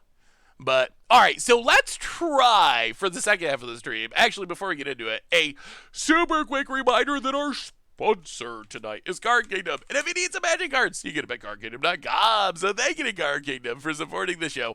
Let's try some Pioneer Enchantress. So this is, Enchantress is an archetype I've always liked in Pioneer. And this is an Abzan version of Enchantress. It's green-white based, but going into Abzan, Binding the Old Gods, I think, is a really good card. Elspeth Nightmare, I think, is a sneakily good card. We have a bunch of removal, a bunch of ramp, and then the main engine of the deck, Setesta Champion, Eidolon of Blossoms, draw. As we cast our enchantments, eventually you find Sigil of the Empty Throne. Sigil of the Empty Throne makes a bunch of angels. The angels win us the game. And that's essentially the deck. That's a plan of the deck. Sideboard, Nyx Fleece Ram for the aggro decks, Rip for the graveyard decks, more Sphere of Safeties because creature decks gotta lock them down, Destiny Spinner for control, and that's essentially the plan. No Doom Foretold, not a Doom Foretold deck. I mean, I guess you could play Doom Foretold in the deck, but I don't know if we really need Doom Foretold. So let's try some Abzan Enchantress and see what happens. Yeah, Sphere of Safety is, like, insane in some matchups. Like, Sphere of Safety is a card that can just beat decks on its own. So I don't really know if this deck's good or not. I haven't actually got to play with it yet. I just built it this morning, but I haven't got to play with it yet. I played green-white enchantments in the past. Yeah, let's try it. Let's see what happens. And then on Thursday's stream, we will check out New Modern now that the Cascade rule goes into effect tomorrow. So yes, we will do some New Moderning on Thursday. Whereas if they do Pierce the Anger, they're safe from spot removal, which is more likely to be help. Hey Seth, what was your idea going to Abzan instead of straight green-white? I know that I submitted the Enchantress deck. I was wondering what your thoughts were. So I think green-white is a fine option, Sir Epic, and I played green-white Enchantress in the past, and I think it's good. I really like Binding the Old Gods, and I don't know if it's better than staying in straight green-white, but I actually want to check it out and see. And plus, it opens up some other options. In theory, we don't have them in the sideboard, but you could play Thought Seizes and so forth. So I don't know if it's a better option than green-white, but I want to experiment with Binding the Old Gods and see how good it is. Because it's been super good in Standard. And being able to kill anything is pretty nice. We have not played a Nico deck yet. I also considered trying to go Bant for Nico. But I feel like we'd have to... This hand's fine. I feel like we'd have to change things up a bit to get Nico to work. Play more like Constellation payoffs other than just the card draw effects. But I think that is a way you could go. Oh, opponent. Ooh, playing at the LGS. Nice. Hateful Eidolon. Okay. Well, land and Wolf Willow Haven. Yo. So, up against Boggles. Opponent goes attacking. Even more land somehow. Well, I guess we Eidolon and hopefully draw into non-land Magic the Gathering cards, please. Well, Setesta Champion counts. Alright, no dead weights, no dead weights. Opponent. Gonna start going off. Elcid. And Griffspoon. Okay. Well, I mean, we gotta find like a Sphere of Safety. Oh no, they drew into something else. They drew into the land. I mean, if they kill our Eidolon, that's pretty bad for us. We do have a lot of removal in the deck. Opponent goes attacking. Well, I guess if we block, they just sack Elcid, so sure. We're just going to try to draw cards. Herald. Now, we will play Setesta Champion. Isolated Chapel. Wolf Willow Haven. Draw a couple cards. Come on. We need the Sphere of Safety. We need a Sphere. Ooh, Calyx is interesting. Well, okay. Pass the turn. No Sphere of Safety, but we're getting there. Hey, doing well, Red Skull. How are you? Hey Seth, this Abzan Enchantress. Could this deck run Yarion? It could. I don't know if it's would improve the deck. I kind of feel like people lean on Yarion more than they should. Like in standard, I honestly am not sure that it's better to be Sultai Yarion Emergent Ultimatum or to just play. Oh God Almighty. Okay, well I guess we're dead. Yeah, that was good. Sure, sure. Way to go, Boggles. Well, we will bring in a bit more removal. We'll bring in definitely the rest of the Sphere of Safeties. We will bring in Doomscar and Gideon's Intervention. We will go down. Elspeth Conquers Death. We will go down. A Seal Away. Probably Calyx. Binding, Courser? Yeah, let's try something like that.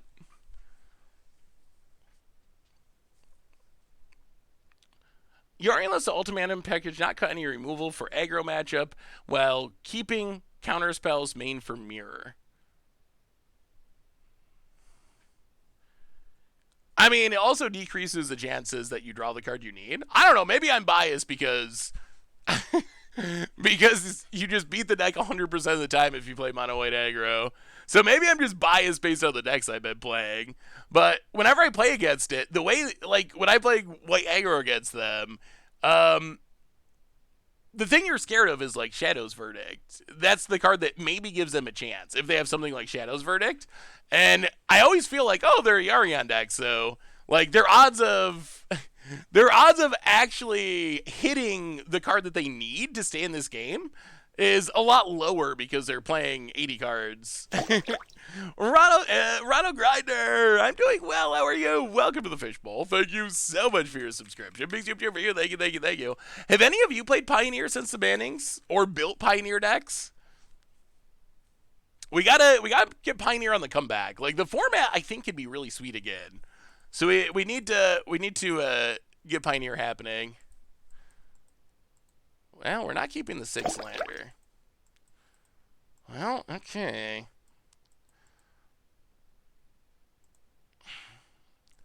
Well, we'll see. We'll see if we live long enough for any of this to matter, and if we draw more lands.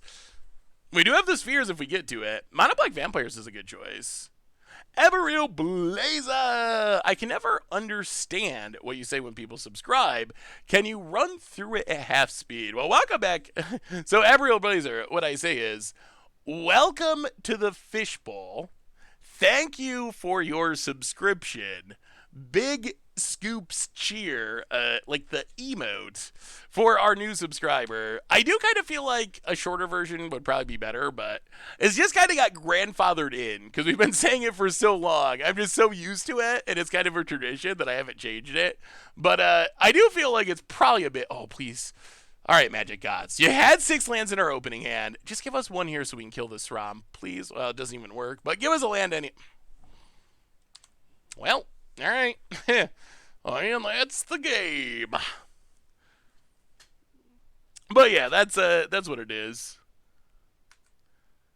Could we get a Careful Study and Strixhaven to make Phoenix playable? I actually think that a Careful Study or a red version, like Faithless Looting without a flashback, that's a card that I would really like to see them print. Like, I would really. Alright, we drew a thing.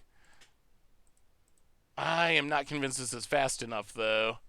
So we will play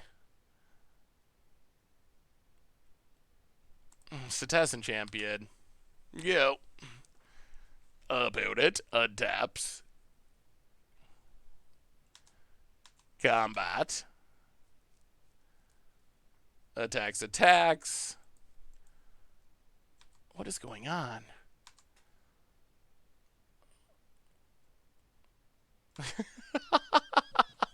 Alright, sure.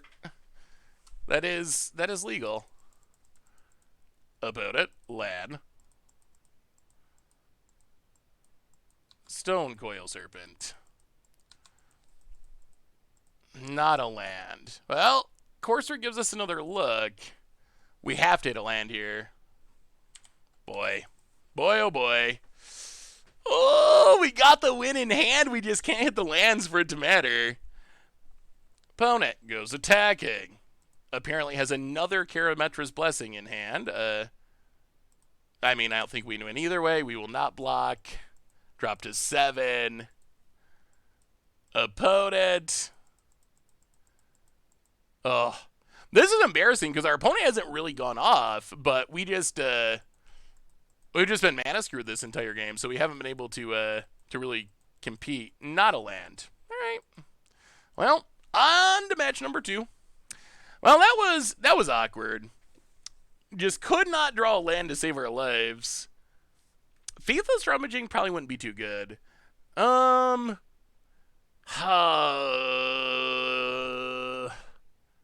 Would it? Maybe it'd be fine. If you had to discard first, basically. I guess I would power it down to some extent.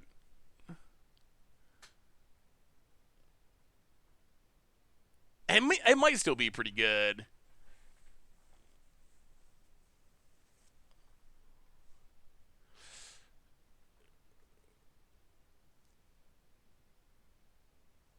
Yeah, it would make it even better with Dredge, which would be a concern. Hey, what's up, Moose Magical? How are you? Good to see you, good to see you. Alright, we get to play first. Well, this actually looks like a relatively reasonable hand. He says before they proceed to not draw land the rest of the game.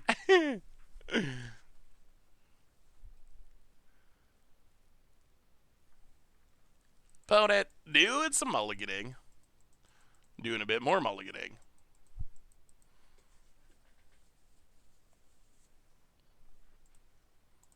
Yeah, I think aggro will probably be pretty popular in Historic for the near future at least. Blood Crypt, tapped, opponent, Basset. I'm playing the land, Wolf Willow Haven. I mean, at least this gets us to Courser to try to hit our land drops, which is apparently always a challenge. Opponent, Basset. Land? No. Well, we'll play a Courser. Not a land. Go. How are we getting mana screwed so constantly? We got 23 lands. It's not like we went super greedy. Land?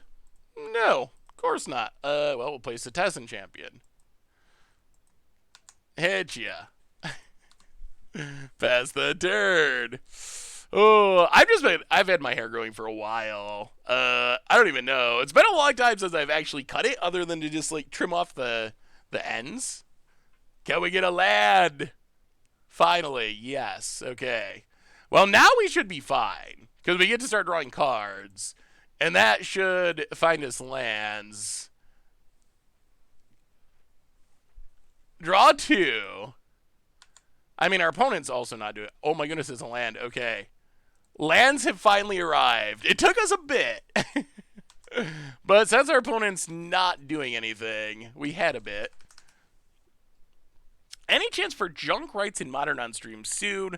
With the bannings, it could be good. Ooh. Oh my goodness, this is some janky trickery deck. Okay, you deserve that. You deserve that and more. Alright, so apparently this is a thing people are trying.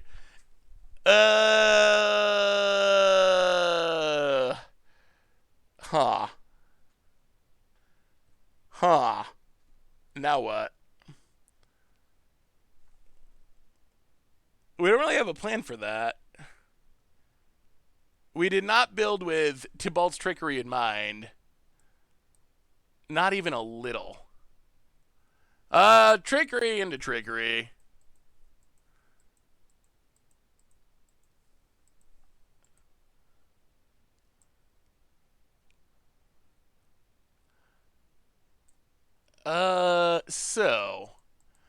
So I guess we just hope that they whiff. Or if they do hit, that we can answer what they hit. Which would be... I mean, I guess we have some things that do that. Sphere of Safety is probably not worth it. We'll keep Calyx in. That does answer things. Yeah, alright. Well, who knows? Who knows what'll happen? Hey, what's up, General Chow? How are you? We don't like one drops. I mean, there's just not good one drops for the deck, unfortunately.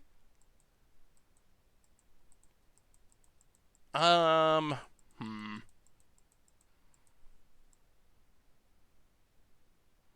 Alright, sure. Opponent's mulliganing, trying to find trickery, plus a thing to trickery. I wonder if they should have just banned trickery everywhere. Like, I wonder what the upside was of leaving it around in other formats. That was a little bit surprising, that they would ban it in Modern and not in other places. Yeah, I mean, it does if our lands are a thing. Stonecoil Serpent. Opponent. Tibalt's Trickery. Into.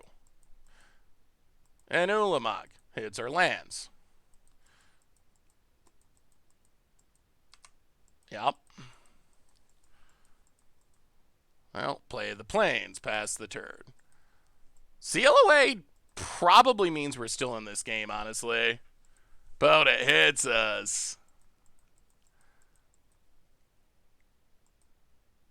Exiles a bunch of guards. We go to 10, plays a land. Well, Sun Petal Grove, and seal away. Get rid of Ulamog. Pass the turn. Well, maybe that's... maybe they didn't ban it because it's not good. Oh, Tibalt's Trickery. Tibalt's Trickery is it's a card that does things. Sometimes. Good, bad, you never know, but things happen usually. So yeah, this is a deck that's tried to use Tibalt's Trickery to counter your own 0-mana spell, and then just playing a bunch of big things to hopefully hit off the Tibalt's Trickery. That's the main idea. Well, play Setessan Champion. Hit ya. I mean, I assume they're going to try to rebuild at some point. It is definitely unfun to play against. It's not really a game of Magic for the most part. It's kind of its own weird, warped thing. Well, I guess our best bet is just to try to win as quickly as possible before they draw something. Hit ya. Down to 12. About it. I think they just needed to have it say, oh my god. They really drew another one? Wow, that's so lucky. Alright, opponent. Spins into.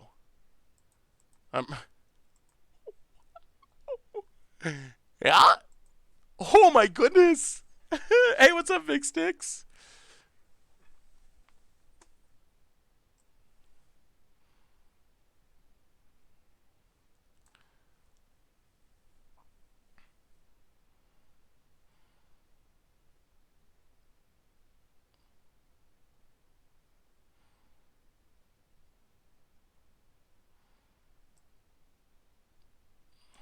Alright.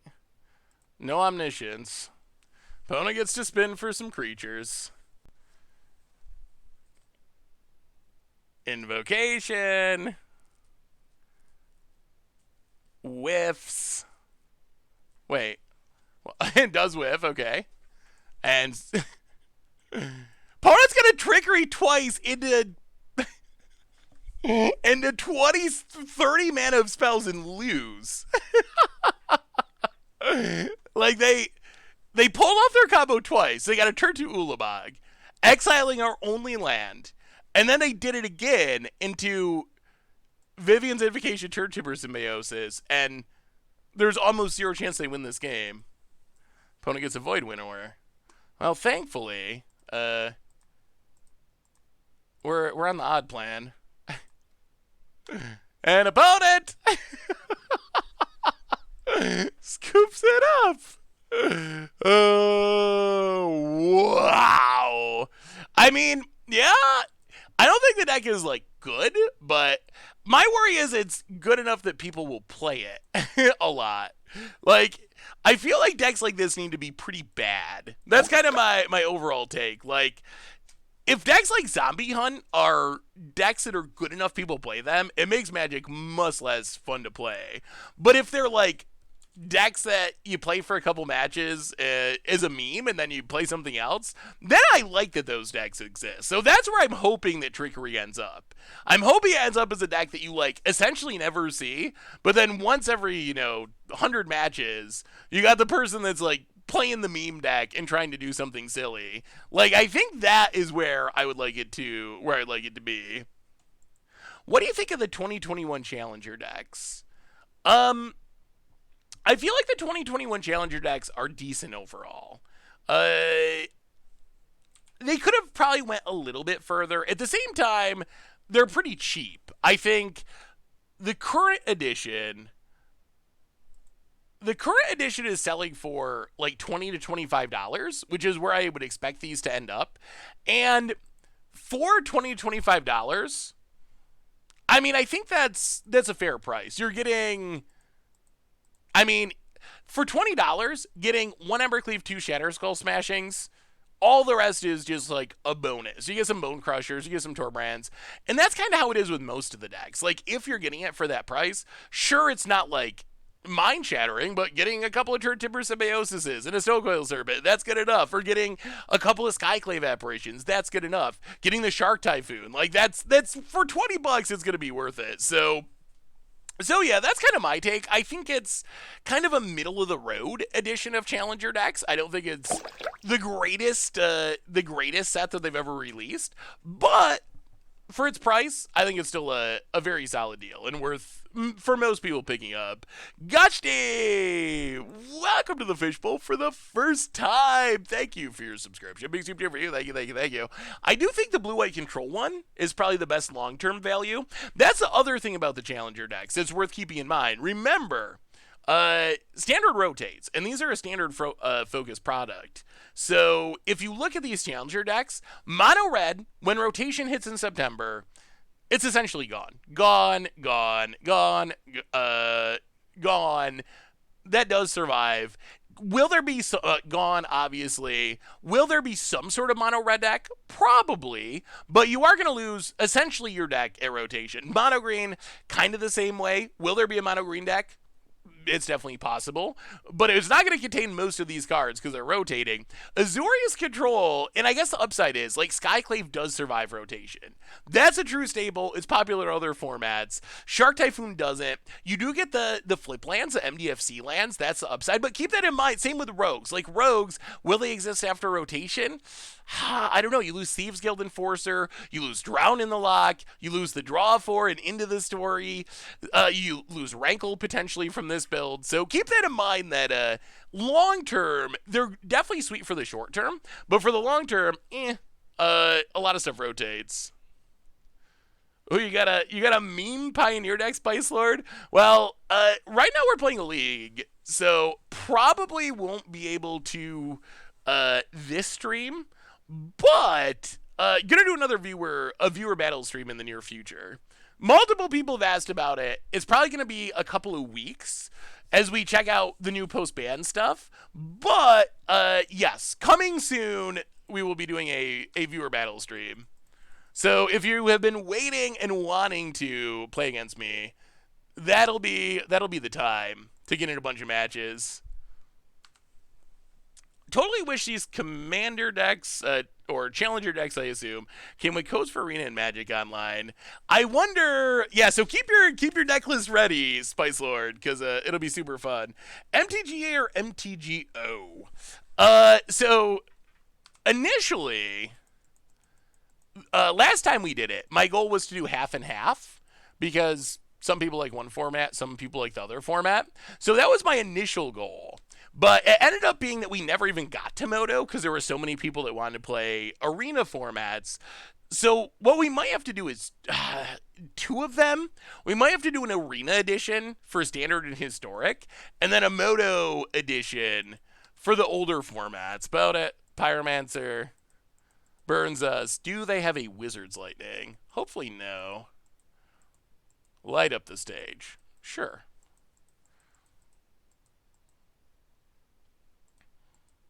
Opponent passes. Oh, well, yeah, we're gonna hurt ourselves a bit. Hurt ourselves a bit. Eidolon Blossoms. Draw true, grow the Cetessan champion. And this matchup should be good because we got Nyx Fleece Rams 4 days in the sideboard.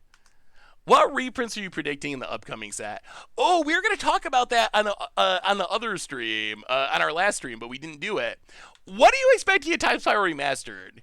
I was actually wondering, like, from the block itself. So Time Spiral Remastered is the next set coming up, and I'm hyped for it with the Old Border reprints. But when you just look at cards that are in Time Spiral, what is valuable or exciting? So the Old Border part, that makes sense, because the Old Border part, obviously, they can put anything there. That's kind of no limits as far as that goes. But when you look at the sets themselves, opponent plays a Swift Spear. All right, we'll look at it. We'll look at it after we get to sideboarding. Combat.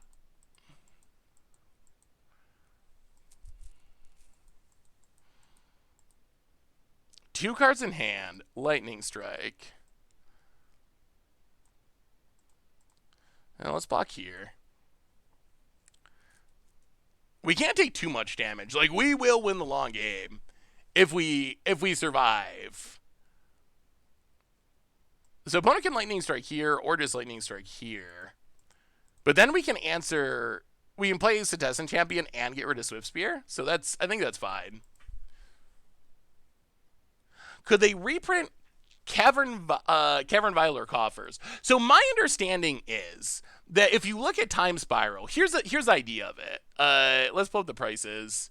So if you look at Time Spiral, it was a weird set. So Time Spiral block, Time Spiral set itself, and this is what they're kind of theming Time Spiral Remastered off of. Time Spiral, the set itself, you had this set, Time Spiral, which has a bunch of unique stuff, but it also had... Why are we getting a dead fish? All right, there we go. It also had time-shifted cards, which was this massive list of cards that were all reprints that were in their own special slot where you would just get one of these cards. So that's essentially what they're doing with the Old Border cards in Time Spiral Remastered. The main set is going to be Time Spiral, Planar Chaos, Future Sight reprints, but then there's going to be this time-shifted type slot where they can put in whatever they want. Any reprints that are, you know, not on the reserve list or whatever, but they could just print whatever there.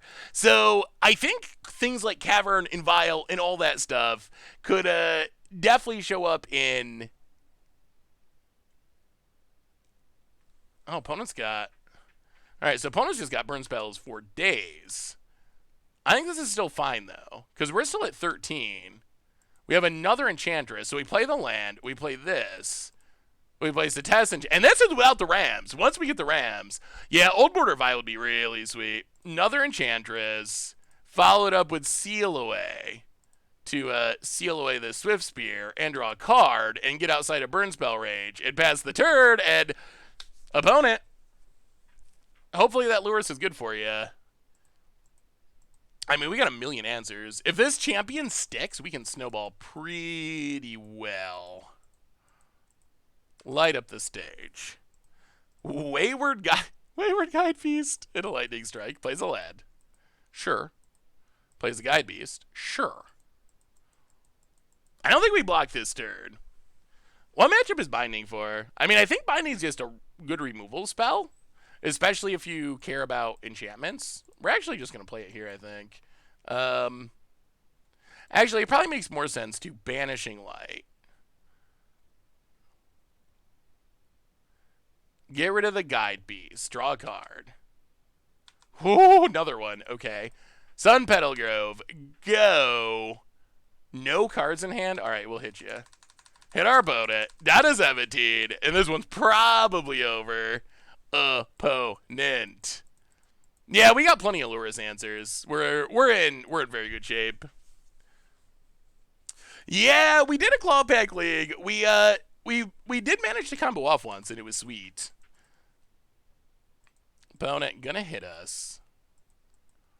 And I assume Lightning Strike us.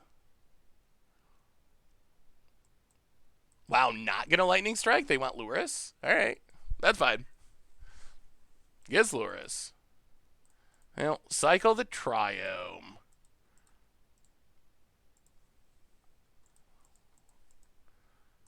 Into more Triomes. And more bindings. Well, let's binding.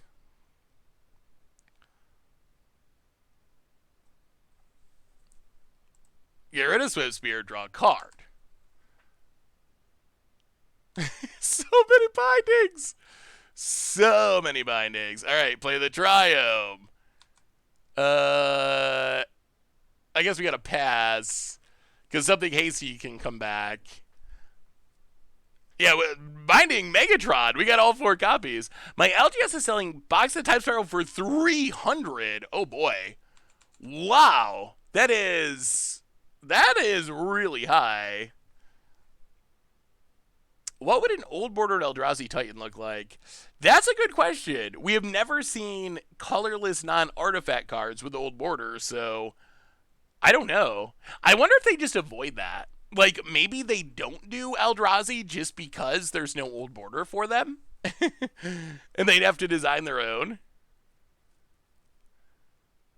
Yeah, I mean, I'm big on supporting your local game store, but I also believe if your local game store is charging, you know, for me, it's one of those things where if a store that I like and gives people a place to play and I like the owners, if they're charging $170 when you can get it online for $150, I think for me that's often worth it to support the local game store. On the other hand, if they're selling it for way more than every place else, and they're selling it for $300 for a $150 box, it's I would not feel bad about not buying the box from the local game store personally. 1, 2, 3, 4. Cetizen Champion. And binding. Just keep binding. Kill the Luris, draw 2 cards. Ooh, Sigil. That's not bad.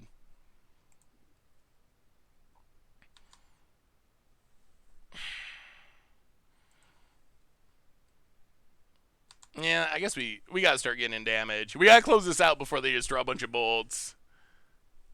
Pass the turn. How does everyone feel about the new Zendikar Rising expeditions? I like them. Does anyone know when Time Spiral spoiler thingy starts in full? No, I have not heard. I have not heard when spoiler season starts yet. I would assume that it's either going to be next Monday or the following Monday, but I haven't heard anything about a spoiler card or seen any confirmation. So, well, grab a Triome. Yeah, Enchantress is definitely sweet. I think it'll probably be a somewhat shorter spoiler season compared to a standard set. That would be my guess, at least. Well, let's play Heralded Pantheon. I mean, this one's super over. Play Sigil. Gain a life. Draw some cards. And I mean, we've just kind of absolutely wrecked this burn deck. Not even a little close. Should you buy Kaldheim or Zendikar Rising in paper? Ooh, Mr. Nord. So, I think that's mostly a matter of personal preference. Because both sets remain in standard for the same amount of time. They both have good cards for very different archetypes, but I think power level I might say Kaldheim is slightly ahead, but I think they're relatively equal in terms of power level. Wow, we're going off. So I think it's just whatever set has more cards you like. The price should be about the same. Well, Wolf Willowhaven, Angel. Yes, yes, yes. Draw some cards. Trigger, trigger.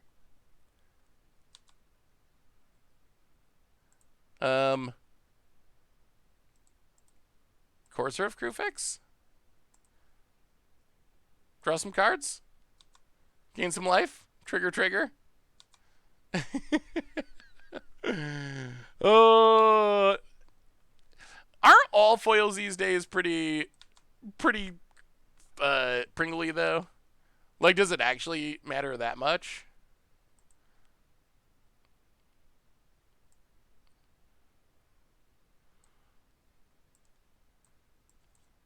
Gain a life.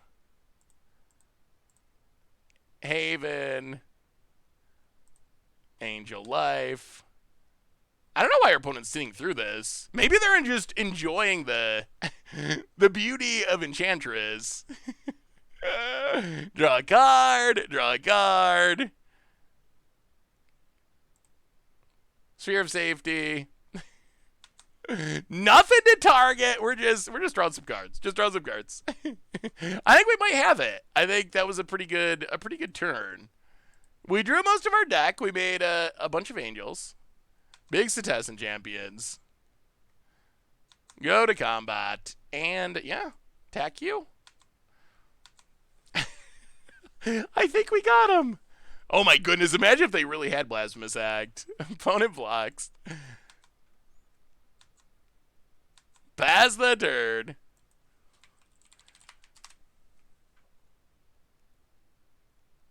Boros Charm. Down to 11. Discard. Discard. Discard. Deflecting Bomb could be annoying. Hey Seth, remember that a Merchant Ultimatum Peer to the Depths Underworld Dream deck? I am playing around with a janky version that has that, as well as Vorinclex, Tibble, Exter Turds. Ooh. So kind of like Sultai Ultimatum, along with Peer to the Abyss Underworld Dreams. Interesting. That sounds sweet, Majora. So when you play it, how often do you end up getting the peer combo? Or do you is it mostly that you end up with like the Vorinclex Tibalt pile, or are you often getting Abyss Underworld Dreams? And what's the third card? That's my other question for it. So let's say you want to try to pull off the combo. You get Abyss, you get Underworld Dreams. What's the third card? Oh, okay, so we're playing Historic? Oh, in Historic, okay. So, okay, that makes sense. So, they probably give you Omniscience Underworld Dreams then, and then you just, as long as you have cards in hand, you should be able to be fine. That sounds sweet. Ooh. Wooburg Tribal. That looks fun, Tailspinner lore. That seems like a deck that can maximize Ramos for sure. Alright, so, opponent's burning us, which means it is ram time. Ram, ram, ram. Baffling end, baffling end. Go down. Calyx. Go down a Binding. Go down Elspeth Conquers Death. Go down...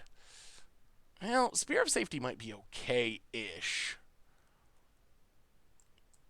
What else can we cut? Courser's good. I guess we can get one more Binding. Maybe like an Eidolon, and that does die to essentially everything. One Eidolon, and this seems like a really good Elspeth's Nightmare matchup.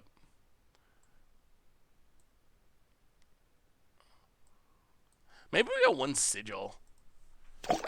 Like, I feel like if we stabilize, we're going to win. I actually think Elspeth's Nightmares seems really good. It kills something and then takes a burn spell. I'm here for the zombies! Welcome to the Fishbowl for the 1-year resub. Hey, Seth, the second most glorious spirit in Matt. I'm here for the zombies. I appreciate the 1-year resub, but I do take issue with the second best beard. Oh... Those are fighting words. Welcome to the Fishbowl. Thank you for your subscription. Big soup cheer for you. Thank you, thank you, thank you. Oh boy, that's our friend the Ram. I don't know what Bird's gonna do about this Nyx Fleece Ram. It seems very good against them. Opponent Mountain. Eidolon? Eidolon's decent. Okay, Pyromancer, sure. Hits us. Yeah.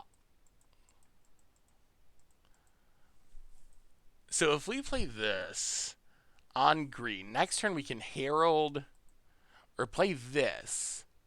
Next turn we could Herald into Nyx Fleece into Baffling End. 1-2.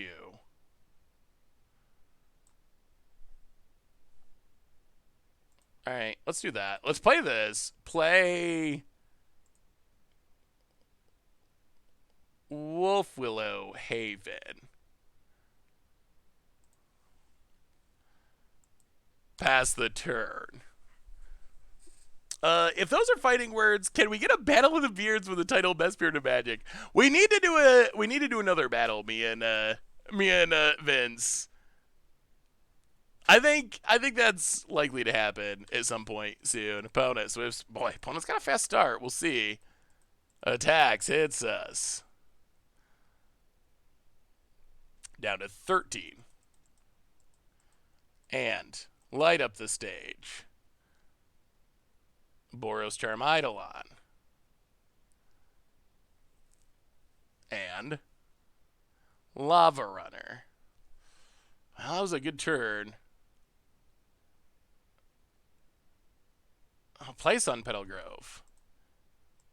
Herald of the Pantheon.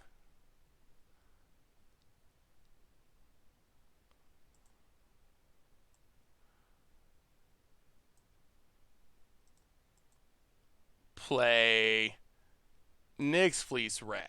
Gain a life.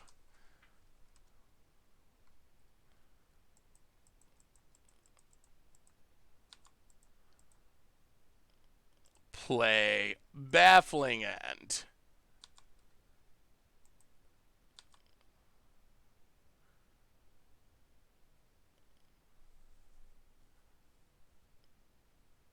Get rid of Swift Spear. Okay. Well, your go. We need another removal spell for Eidolon, but that was pretty good. Pass the turn. Yeah, I kind of want Haven for Setessan Champion next turn, I think. Although maybe we shouldn't because of Eidolon. Our opponent's got to play Eidolon. They got a Boros Charm. Opponent attacks.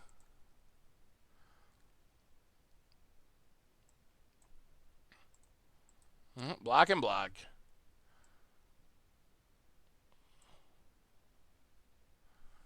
Actually, do we block and block? Do we want to keep the Herald? Is it worth it?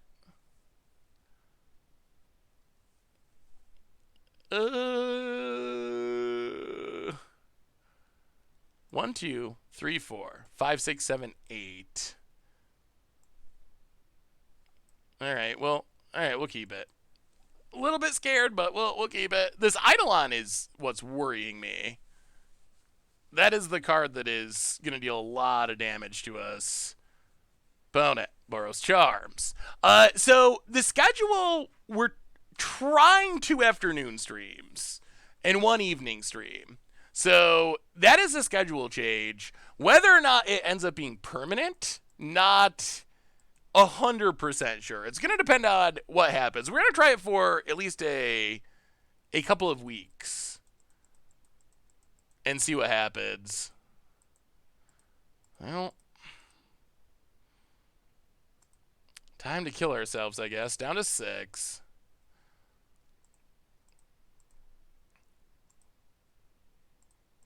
Wolfwillow Haven. Down to 5. Yeah. We draw Elspeth's Nightmare. That's good, but it might just be too slow past the turn. Yeah, so we're just dead to anything?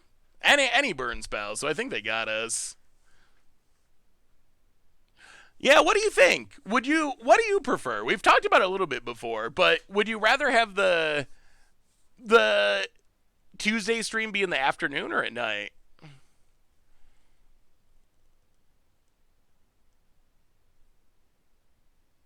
opponent. Combat. Attacks. Yeah. Yeah. We will block. We will block. We will block. And die. Gerard Nowary. Welcome to the Fishbowl for the 11th month. Thank you for your subscription. Big super for you.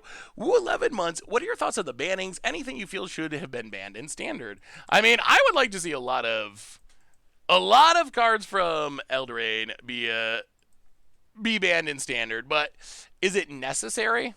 Yeah. Well, we're on the play for game 3, which is good. Opponent had a lot of 1-drops that game. That was 1-drop central. What are we getting punted for? I mean, if we cast Elspeth's Nightmare, we lose anyway, right? We Elspeth's Nightmare, get hit by Eidolon, down to 4. Our opponent casts Boros Charm, and we lose? I think. Maybe I'm miscalculating. But weren't we dead either way with how that game went?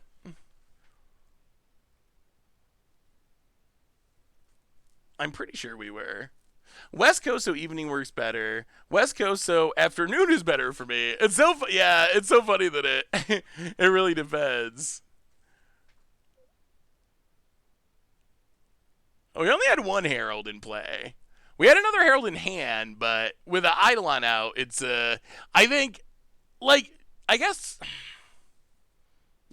we should have cast it, even though it means taking an extra damage. Maybe we should have tried to hold on to one of the earlier removal spells for an Eidolon. Did you see the Beard Tribal deck in the YouTube comments? I still need to go through some of the decks for the Commander Clash this week. I've gotten a lot of Beard Tribal submissions, but I don't know if I've seen this exact one or not. Pioneer Pummeler. Yeah, I mean, I think Pummeler, it's pretty good at what it does. Like the Eurofenry stream times more. Well, hopefully it works out. I mean, I was figuring that we do it for a few weeks and see how it goes and go from there. If people like it, then keep it, and if people hate it, then maybe we switch back to 2 night streams. Is there a reason you stopped listing your opponent's deck names on YouTube videos? So basically the issue was the overlay was pretty small. This is an arena specific issue, but on arena, there's basically like two choices. One is use a really small overlay, and then no one can read it, especially on mobile. The other is use the same size overlay we have always used for Magic Online, but then it covers up cards, it covers up lands. So the idea was to try to make the overlay cut off anything extra, essentially. So all the important information would be there. Ugh. So all the important information would be there, but it hopefully wouldn't be covering up stuff. So that was the main idea. But hopefully we can get just the deck names back, maybe, because I know some people have said that they really like having the deck names. So hopefully we can find enough room to just have the deck names, but cut off as much of the extra stuff that isn't necessary as possible. Just on my 5 entries for Versus CC yesterday. Hope one gets in. Well, thank you, Jake Jesus. I'm excited to see what they are. Are we getting a spicy Memer Dream this week? They haven't posted any new Memer Dream deck lists yet. At least that I have seen. Ugh, Searing Blood. Yeah, I mean, out of all the removal spells our opponent could have, that is the best. Down to 14.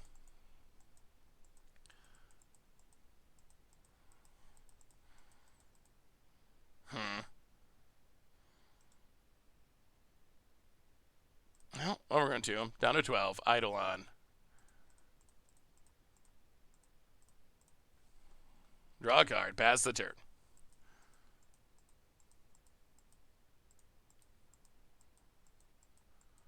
Well, Seal Away's not bad. Let's see if they have more removal. Opponent. Wizard's Lightning, of course. And. Oh. Opponents had a very excellent hand. 10 out of 10 burn in. Opponent hits us. Well, Courser. Down to 8. Land. Up to 9. Pass the turn. All right, opponent. What do you got? I mean, the Sphere of Safety would shut down the attacks. Does not shut down burn spells off the top. Maybe, I wonder... I guess it depends on how popular burn is. If burn is really popular, it could be worth playing Leyline of Sanctity. That might be worth considering. Oh, the Demonic Pact deck is super janky. 1 in 3? Yeah, the Demonic Pact deck, it's fun and funny when it goes off, but I don't think it's like especially competitive. Opponent passes. Well, land up to 10. And it is Sphere of Safety time. Sphere of Safety. Go. Oh, all right. The sphere is here.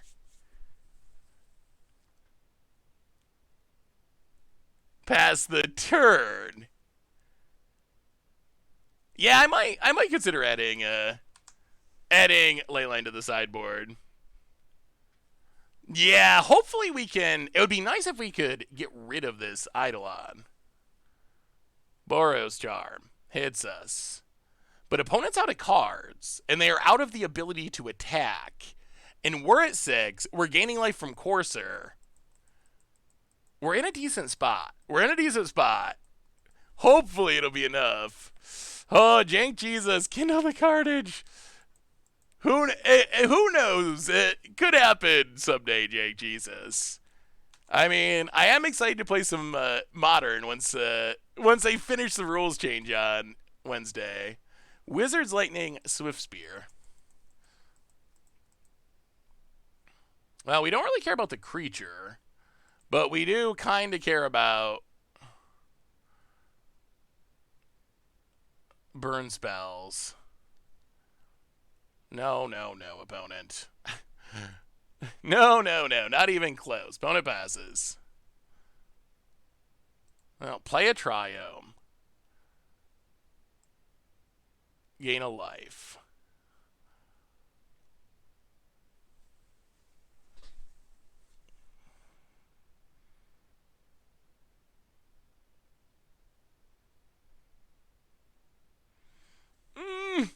Is it worth it? Is it worth playing Nyx Fleas? So we'd go to 5.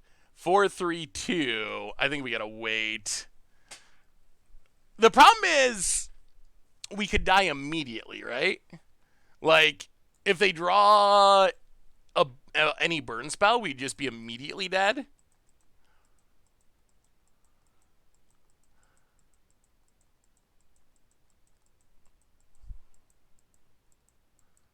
Yeah, that's the issue.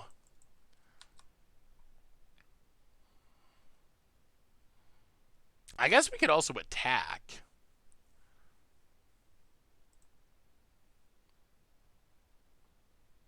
Well, I guess that's also risky.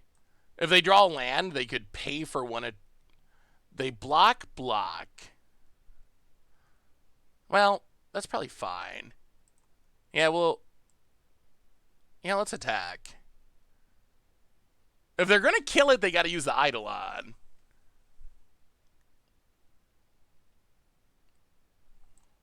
Well, Seal Away only gets tapped creatures.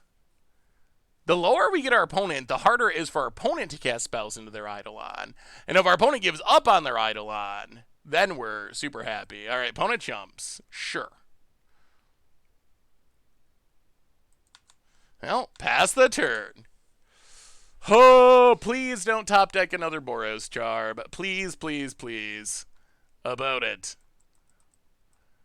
Wizard's Lightning. Down to 4. Opponent goes to 9. And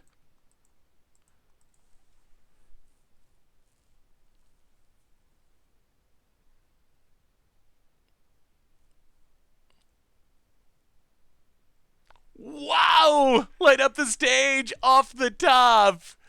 Oh boy. Opponent's chaining them together. Down to 7. Hits a chain to the rocks. Oh my god. Okay. I mean, that technically answers our Courser. Wow.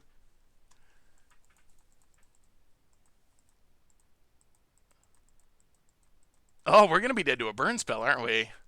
They got to draw lands at some point. Our opponent is drawing 3 lands out of 17 cards, so they have a pretty high percentage of lands in their deck. So next turn, we might just play stuff and trust that our opponent is going to draw a land.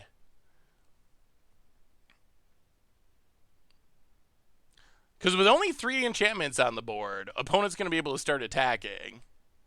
Opponent goes to 4.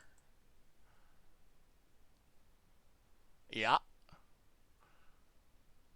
Gets rid of our Nyx Fleece. Or our Courser.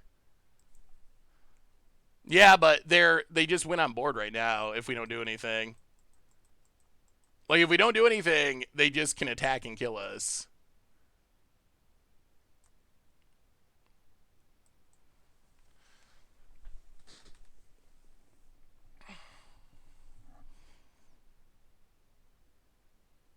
This is such a close game. Well, stealing away our own Courser just gives us Eidolon damage. What does that do? I feel like we need the land for this Courser. So we gotta play something. So the other option is we do nothing. Our opponent attacks. That doesn't make much sense. All right, 1, 2, 3. Play Courser. Down to 2. We gotta hope they don't top deck a burn spell. That's the TLDR. Overgrown Tomb. Up to 3.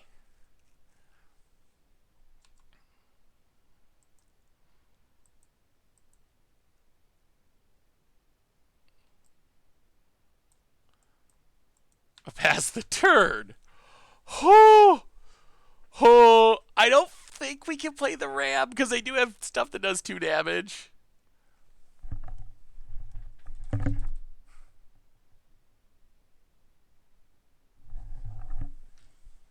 Boy. All right. Fair enough.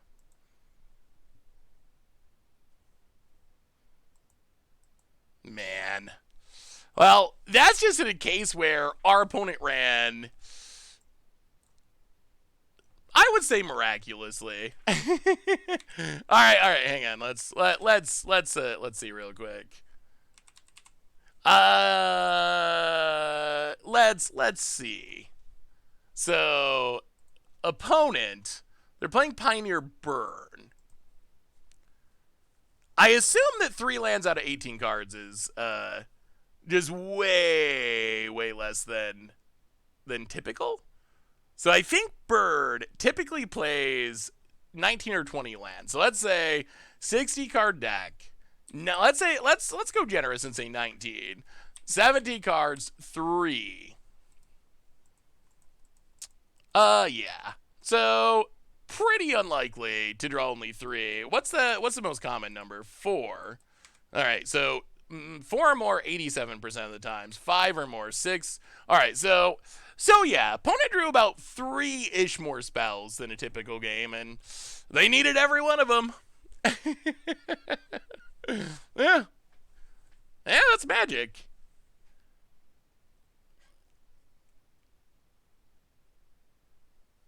I mean, Pioneer's feeling pretty good. I think it's been fun. I would say be prepared for aggro. That seems to be the most commonly played archetype. Oh, yeah, that was a bit disappointing. Eh, eh. So it's definitely a lot more diverse than it was before, and the absolutely miserable cards are a lot less prevalent than they were before, which is good. 18 cards? Wait, what's 18 cards?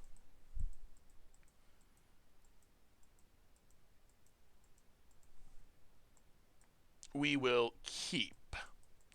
All right, opponent, what are you up to? Pioneer Goblins, that sounds sweet. Castle, oh no, is this blue-white control? Ugh. Well, we'll see. Our card draw is good against blue-white control. The fact that our opponent will probably have infinite counters. Oh, yes. Oh, dear. Opponent foretells. Oh, boy. Well, yeah. We will play Sun Petal Grove. We will play Herald of the Pantheon. Go. If aggro is good, the Chevelle Luris Delirium deck should be insane, right? Is there a Chevelle Delirium deck? Opponent plays a land. I think the thing is we have a lot of dead cards, and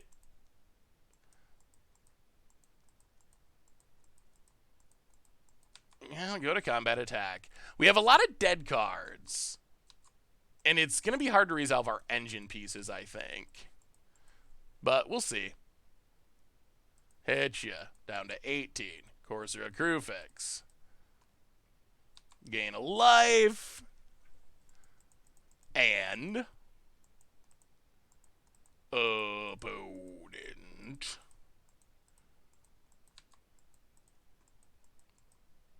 does not counter. Well, play a Triome. Gain a life. Go.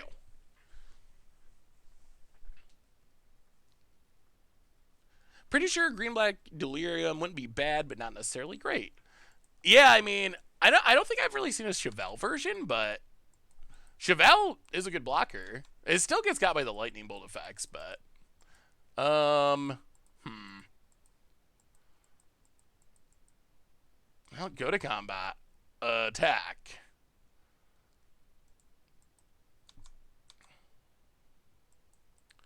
Opponent takes it. Play the land. Play gain a life. Eidolon. No counters, please. Asking for a lot.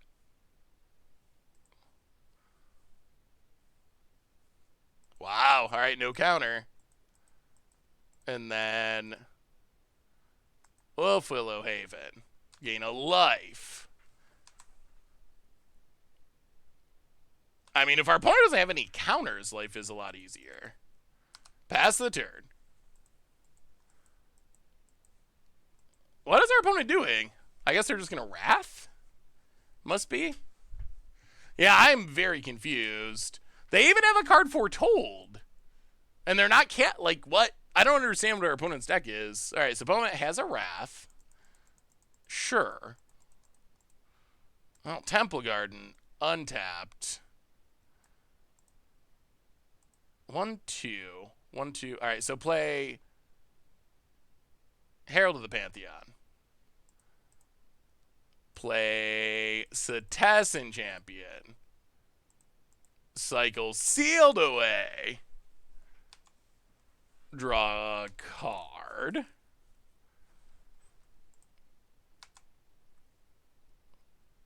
Yep, more lands. All right, pass the turn. This Loris Group Player Chevelle list should have played Velky. Can I make it Abzan instead to play Hero Precinct 1? Ooh, that's kind of spicy. Opponent Ops.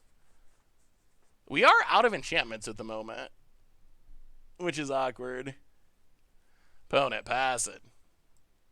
More lands. Well, go attacking. Hit ya. Down to 10. Overgrown Tomb. Tapped. Go.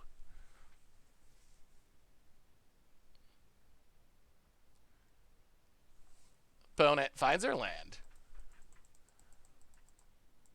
And jeez. All right. Supreme Verdict number 2. We need an enchantment. Well, okay. That is an enchantment. Well, time to rebuild, hopefully. Herald of the Pantheon. Cetacean Champion. Play the land. Elspeth's Nightmare for medium to low value.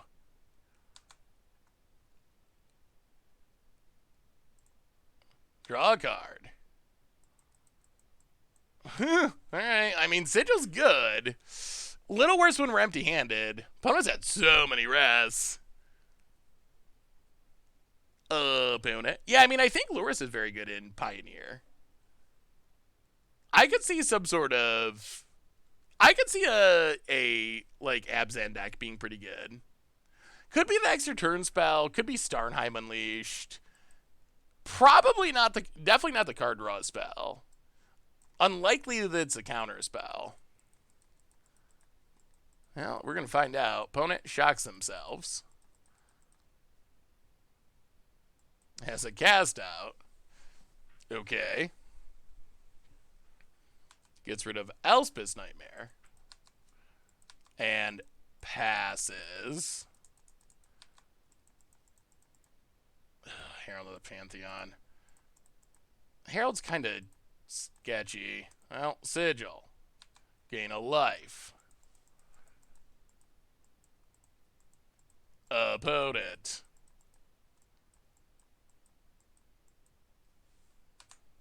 We draw a card.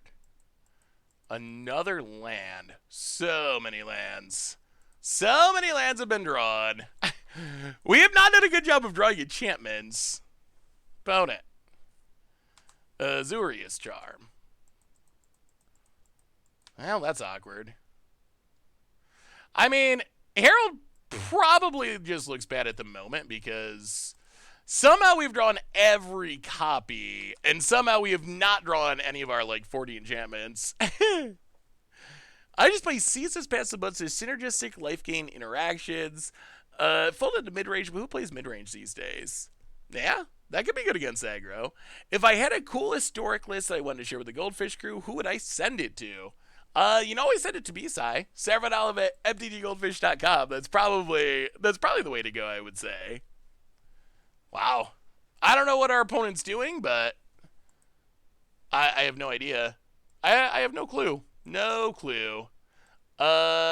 So yeah, maybe we might need a bit more. We might need a bit more control stuff in our sideboard. Go down the seal-aways. Well, at least a cycle. Sphere of Safety's probably worse. Let's, alright, let's try it like that. Yeah, I don't know what our opponent was doing. Oh, maybe they were color screwed. I guess that could be possible.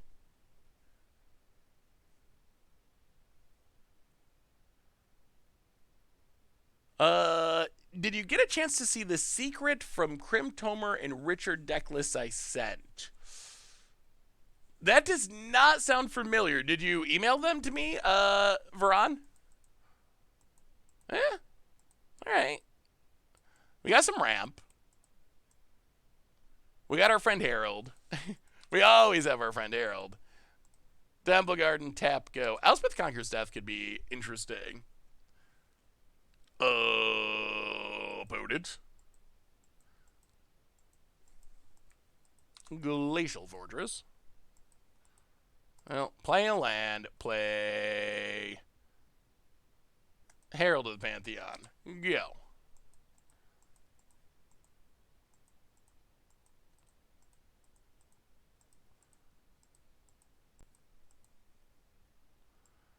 Well, alright. I am very confused what our opponent's deck is. Krufix's Insight is a great sideboard card for grinding matchups like this. Also, really like Heroic Intervention if the meta is Wrath heavy. Heroic Intervention. Oh no. Oh no. Oh no. Well, here comes the mana. Here comes the mana screw. Not ideal. Wolf Willow Haven. Opponent. Counters. Sinister Sabotage. Okay. Well, mills a land. We pass the turn. 2 lands not going to get the job done. Not even close. Opponent. And plays a Castle of Enchantress, passes. Oh my golly, that is a land. Miracle of Miracles. Well, play a Wolf Willow Haven.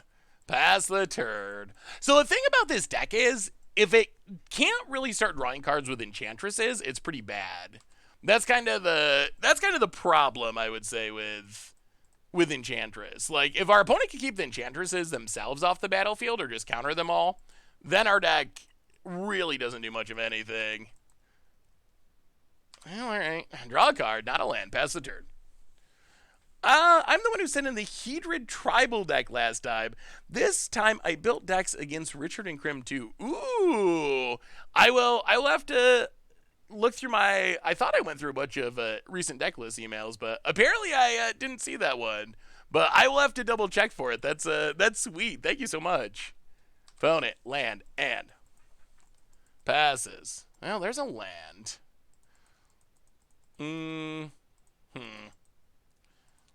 4 cards in hand. This has got to be like an approach deck, I guess. What else could be happening? No, 1, 2, 3, 4, 5. Sigil. Actually, you know what? Maybe we just...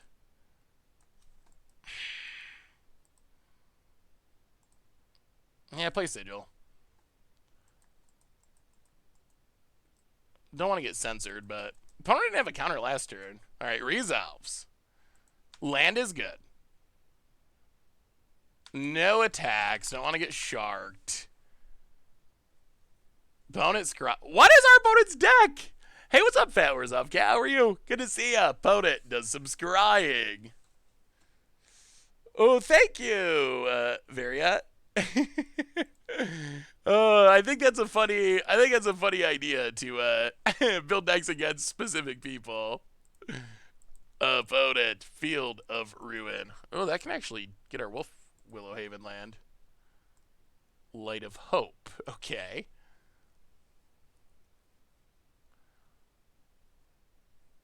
And opponent, sure. Attacking our mana. We'll get a swamp. Opponent passes. I'll play the land. Play Eidolon. Have you considered in Search of Greatness to cheat on mana? Enchantress feels a little slow if they keep answering our creatures that draw cards. Yeah, I mean, if our opponent could continually answer our creatures, it gets worse. But if they ever cannot answer the creatures, they get pretty ragged. All right, opponent has a Seal Away. Sure. Passes.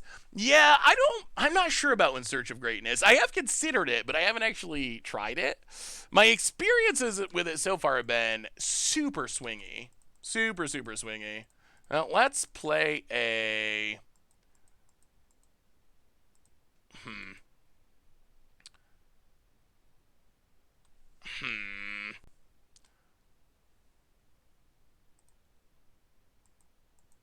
We have 2 lands. All right, let's... Land untapped. Play... Banishing Light.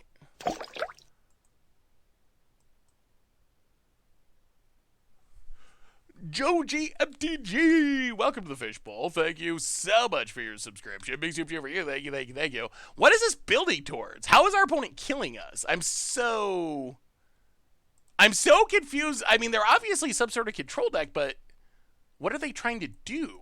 I don't really understand what they're trying to do. Elspeth's Nightmare. Draw some cards. Hey, what's up, Mountain? Good to see ya. Welcome. Go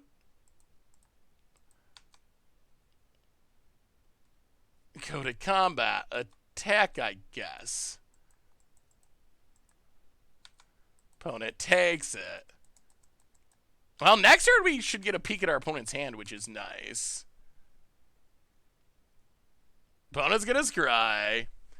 Yeah, I don't know what they're doing. Other than maybe Approach of the Second Sun is the only thing I could think of that would possibly make sense. Yeah, so weird. Discard. Opponent taps. They scried 2 to the top. Okay. Opponent. Supreme Verdict, sure. Now we get a peek. Opponent. Planes. Well, 1, 2, 3. Cetacean Champion. 1, 2. Herald of the Pantheon. Destiny Spinner. Draw a card, gain a life. Tap land. Go. Opponent left something on top. It's got to be something good. We've just run them through their deck. I really don't get it. You think it's Elixir of Immortality? Oh my goodness. They're trying to do that? Oh, that's going super deep. Opponent scries. 1 to the top. Untaps. Land that we knew about. I guess these Castle Vantresses are kind of keeping them around. Opponent passes. Well, exile the graveyard. We draw land. Play.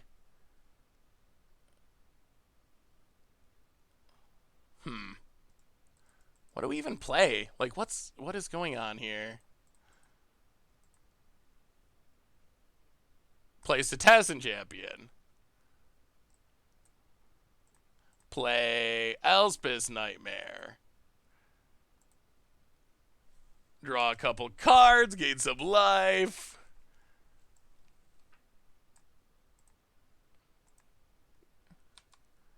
I mean, if we draw enough cards, we should be in good. Ooh, Calyx is nice. Temple Garden. Tapped. Go to combat. Attack you. Opponent. It was a seal away they left on top. It's a test. What is this going towards? Yeah, I mean, we gotta just try to kill him through whatever. Now they get to scry. We gotta try to kill him through whatever they're trying to do, which is still not 100% clear to me. Opponent scries.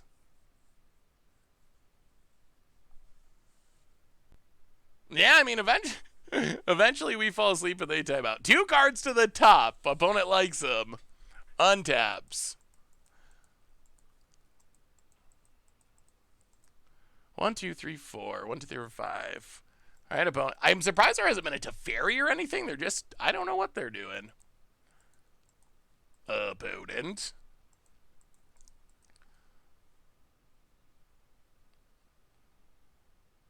Okay, Doomscar. So another Wrath.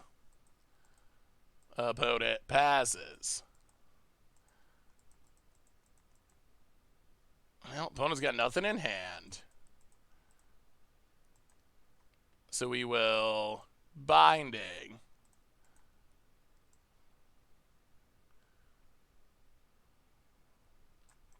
Actually, well, yeah, let's binding. 1, 2, 3, 4. Play binding.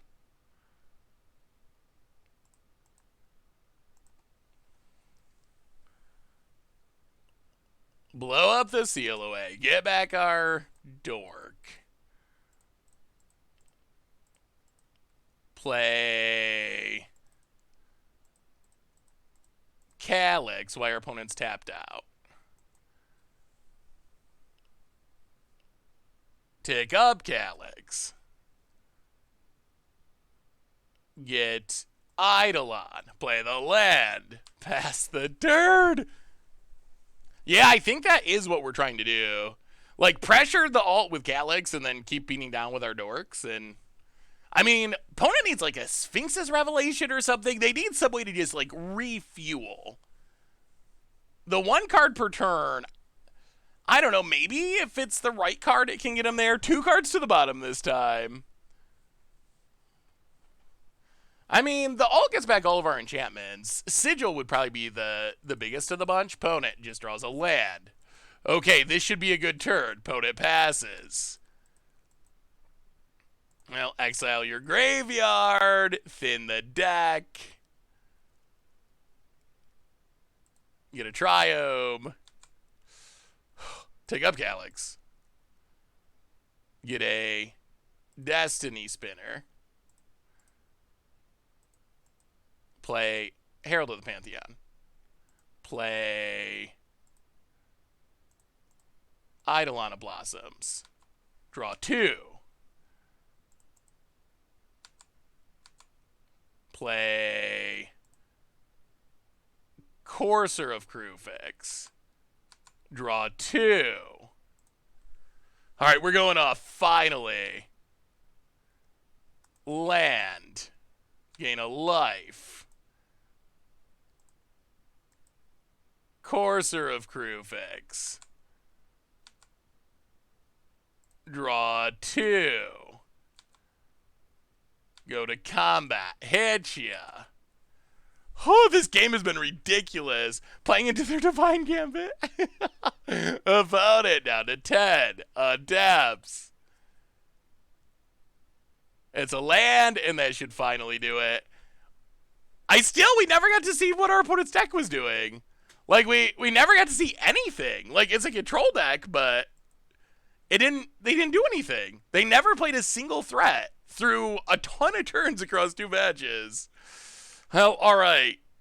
Going a little long, but let's finish off the league. We got to finish it off. Can we finish it off with a winning record? This one's for feeding the kids. This one's for the treasure chest. Can enchantments come through? Hey, that's a weird question. I've been a MTG player for 20 years, but lately it doesn't click with me anymore. Any advice? I would say, so I guess it depends exactly on what you're experiencing.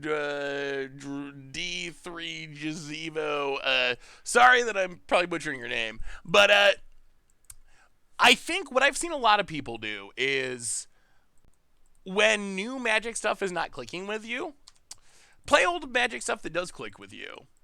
I think that's the easiest solution. So if the issue is like you're just not feeling, the new card designs or whatever, I think it's pretty easy to play old school or play whatever. Pre-modern. There's so many different formats because I think that's something that a lot of people have experienced. Like, to the point where people are making formats designed to get around that issue. Taking a break is also another like legitimate plan. That can also be very good. Opponent tapping, untapping. All right, vampire time. All right, they got the Sorin. Sorin is their best card. Kalitas goes attacking. Hits us. – 1, Well, Overgrown Tomb untapped. Courser of Krufix. Gain a life. Pass the turn. Ooh. Yeah, Kalitas is pretty scary, because if they can kill our stuff, they're just going to snowball zombies. We need them to attack so the seal away can get rid of it. That would be the best outcome here. Opponent. Alright, kills the Courser. Gets a zombie.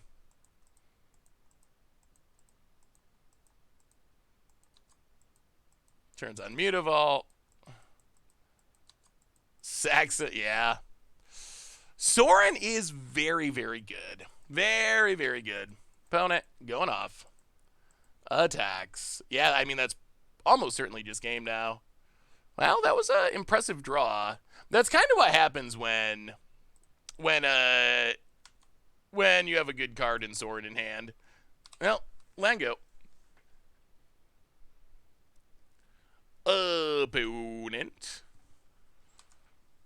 Digs up Sorin. Murderous Rider. Which is kind of cheating because it's not a zombie. Down to 5. Yeah, alright, fair enough. Well, that was a pretty impressive Sorin hand for our opponent. Bring in a couple of Baffling Ends.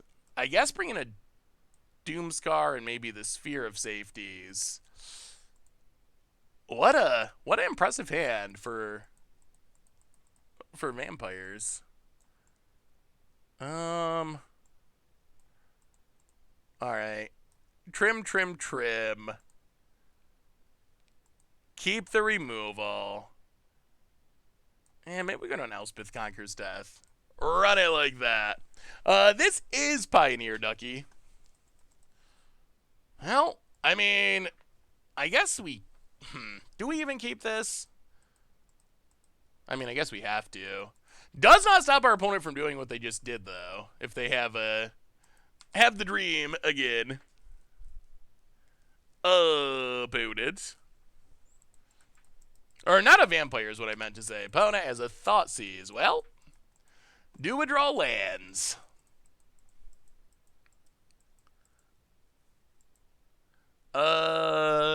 What's the gist of Pioneer? Pioneer is kind of between Modern and Standard, essentially. You did miss the Pact deck, but it went off. You can see it on the replay. It did go off once, and when it went off, it was sweet. But yeah, it wasn't something that I think would be consistently functional. Do you think Pioneer is now the best format, or is it still EDH? I mean, Modern is my personal favorite format, but I like lots of formats. All right, so opponent has El Bustarino. Sacks, kills the Tessin champion. Well, play a land untapped. Play Eidolon. Draw a card. Like, can we just not beat a Sorin? It might be that the Sorin just, like, straight up beats us if we do not find an answer for it. How late are you going? Until this game ends, Chucky Bananas. So, between 30 seconds and probably 20 minutes, depending on how this match goes. Opponents. Which Eidolon of Blossoms art do you like better? I think I like the original. They're very similar. I don't know. They're both pretty sweet. Seb always has good art, but I don't think that this is the most Sebby looking card. Like, I honestly didn't realize it was Seb art until I started reading the name on it. Which one do you prefer, F-Witch? Opponent. Oh boy. Alright. Run it back. Dusk Legion Zealot. Draws a card. Sacks it. Kills the Eidolon. Again. Yup. Opponent passes. Well, that is a good one, finally. Alright. Enough of this Sorin junk. Get that out of there. Thankfully.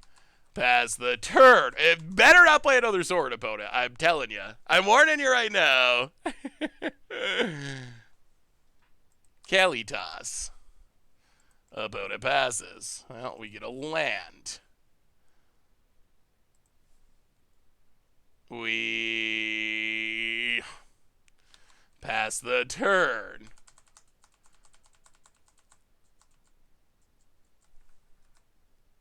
What is the new Kickstarter mountain? I need the Arena Shuffler to get together. 24 lands equal all lands all the time. 22, only 2 in your top 15. I think it's just the variance of Magic. It can be frustrating though, for sure. Opponent turns on a Mutavault.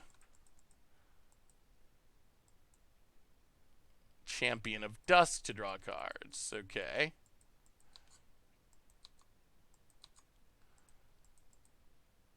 Well, we will get rid of Kalitas.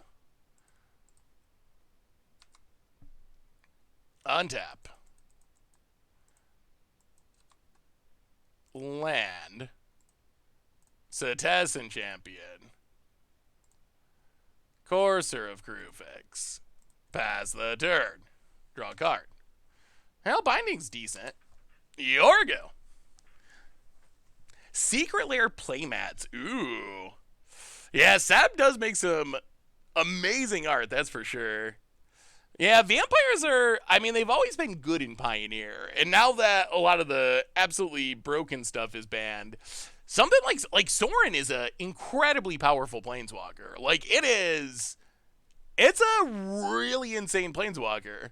I think it doesn't get mentioned alongside other insane planeswalkers because you can only play it in vampires, so it's not something that's going to show up in 100% of the meta or whatever. But unless vampires is insane, but that's not going to really happen.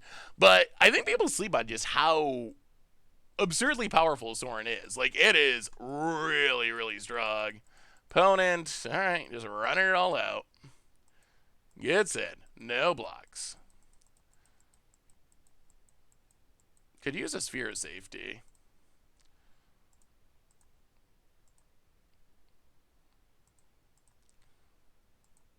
Well, I guess we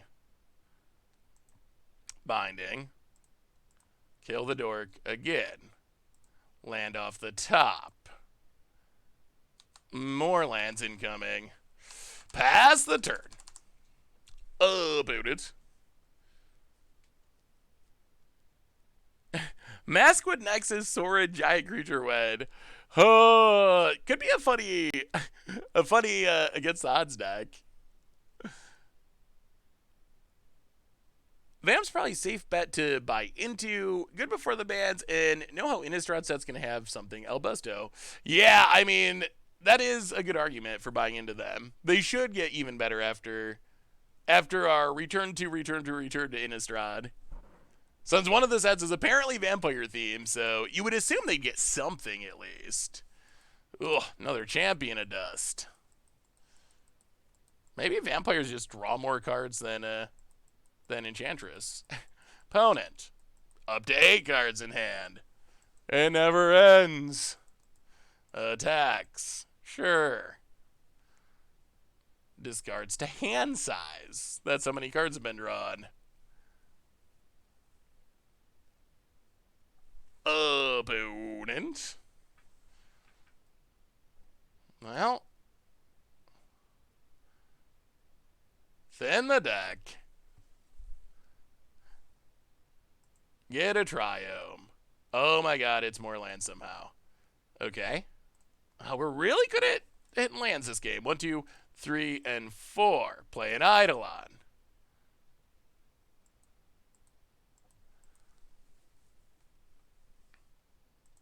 Opponent. Yeah. Sweet mother. No way. Another one. Okay. Well, Eidolon.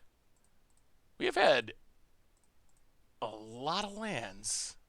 A really, really, really high amount. Oh my goodness. Oh my goodness.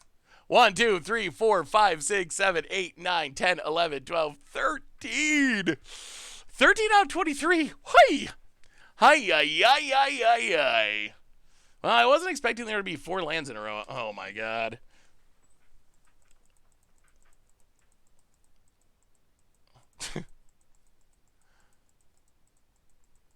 Huh. Well, yeah. And that's how it ends. Oh, well, sometimes you draw the lands, and that's how it goes. So Pioneer, I will say. I mean, Enchantress, it's fun. The Claw Pact deck, it's cool when it goes off. Not super frequently. I would say if you're going to be playing Pioneer in the near future, and you should play Pioneer in the near future because, as we saw today, it is pretty diverse, and a lot of the most broken bannable cards for the time being are out of the format. But I would say play aggro, or play something that beats aggro, because I think that's where the meta is. Like, what we saw today was a lot of diversity, but it was diversity within aggro. It's vampires, mono black, burn, boggles, heroic. So that's pretty much where we're at, is just aggro. So keep that in mind. I definitely would recommend Spirits, another like tribal aggro deck. So it seems very diverse, and I think it's in a pretty fair place, but it's also in a very aggressive place. So for the time being, I would say be prepared for aggro decks if you are going to pick up some Pioneer. But I think the format's in a pretty fun place, and there definitely is stuff to explore, and new stuff to try, old stuff to try. But that's Pioneer. That's our stream for today. We will try out some new Postman Modern on Thursday's stream. But reminders on the way out the door, replay YouTube. That's where you find all the old streams, including this one in the future. Normal YouTube, let's see, some Crim Action went up today, playing some Standard. Tomorrow we're Orvari for Against the Odds. There's Commander Clash, a ton of other stuff, so keep an eye out for all that on the YouTube channel. And one more reminder that our sponsor today is Card Kingdom. And if you need some magical cards, you can get them at cardkingdom.com. Even get a free Scoop Soldier sticker. Just let them know you want one in your order notes, and they'll hook you up. So thank you to Card Kingdom. Most importantly, thank you to all of you, seriously, for being awesome, for hanging out, for having fun. Seriously, it's amazing. I really appreciate it. So thanks so much, everyone. Have a wonderful, wonderful day. A great evening. We will be back on Thursday night stream for some more action. So until then, everyone, thanks again for being awesome. I appreciate it. And yeah, see you on Thursday.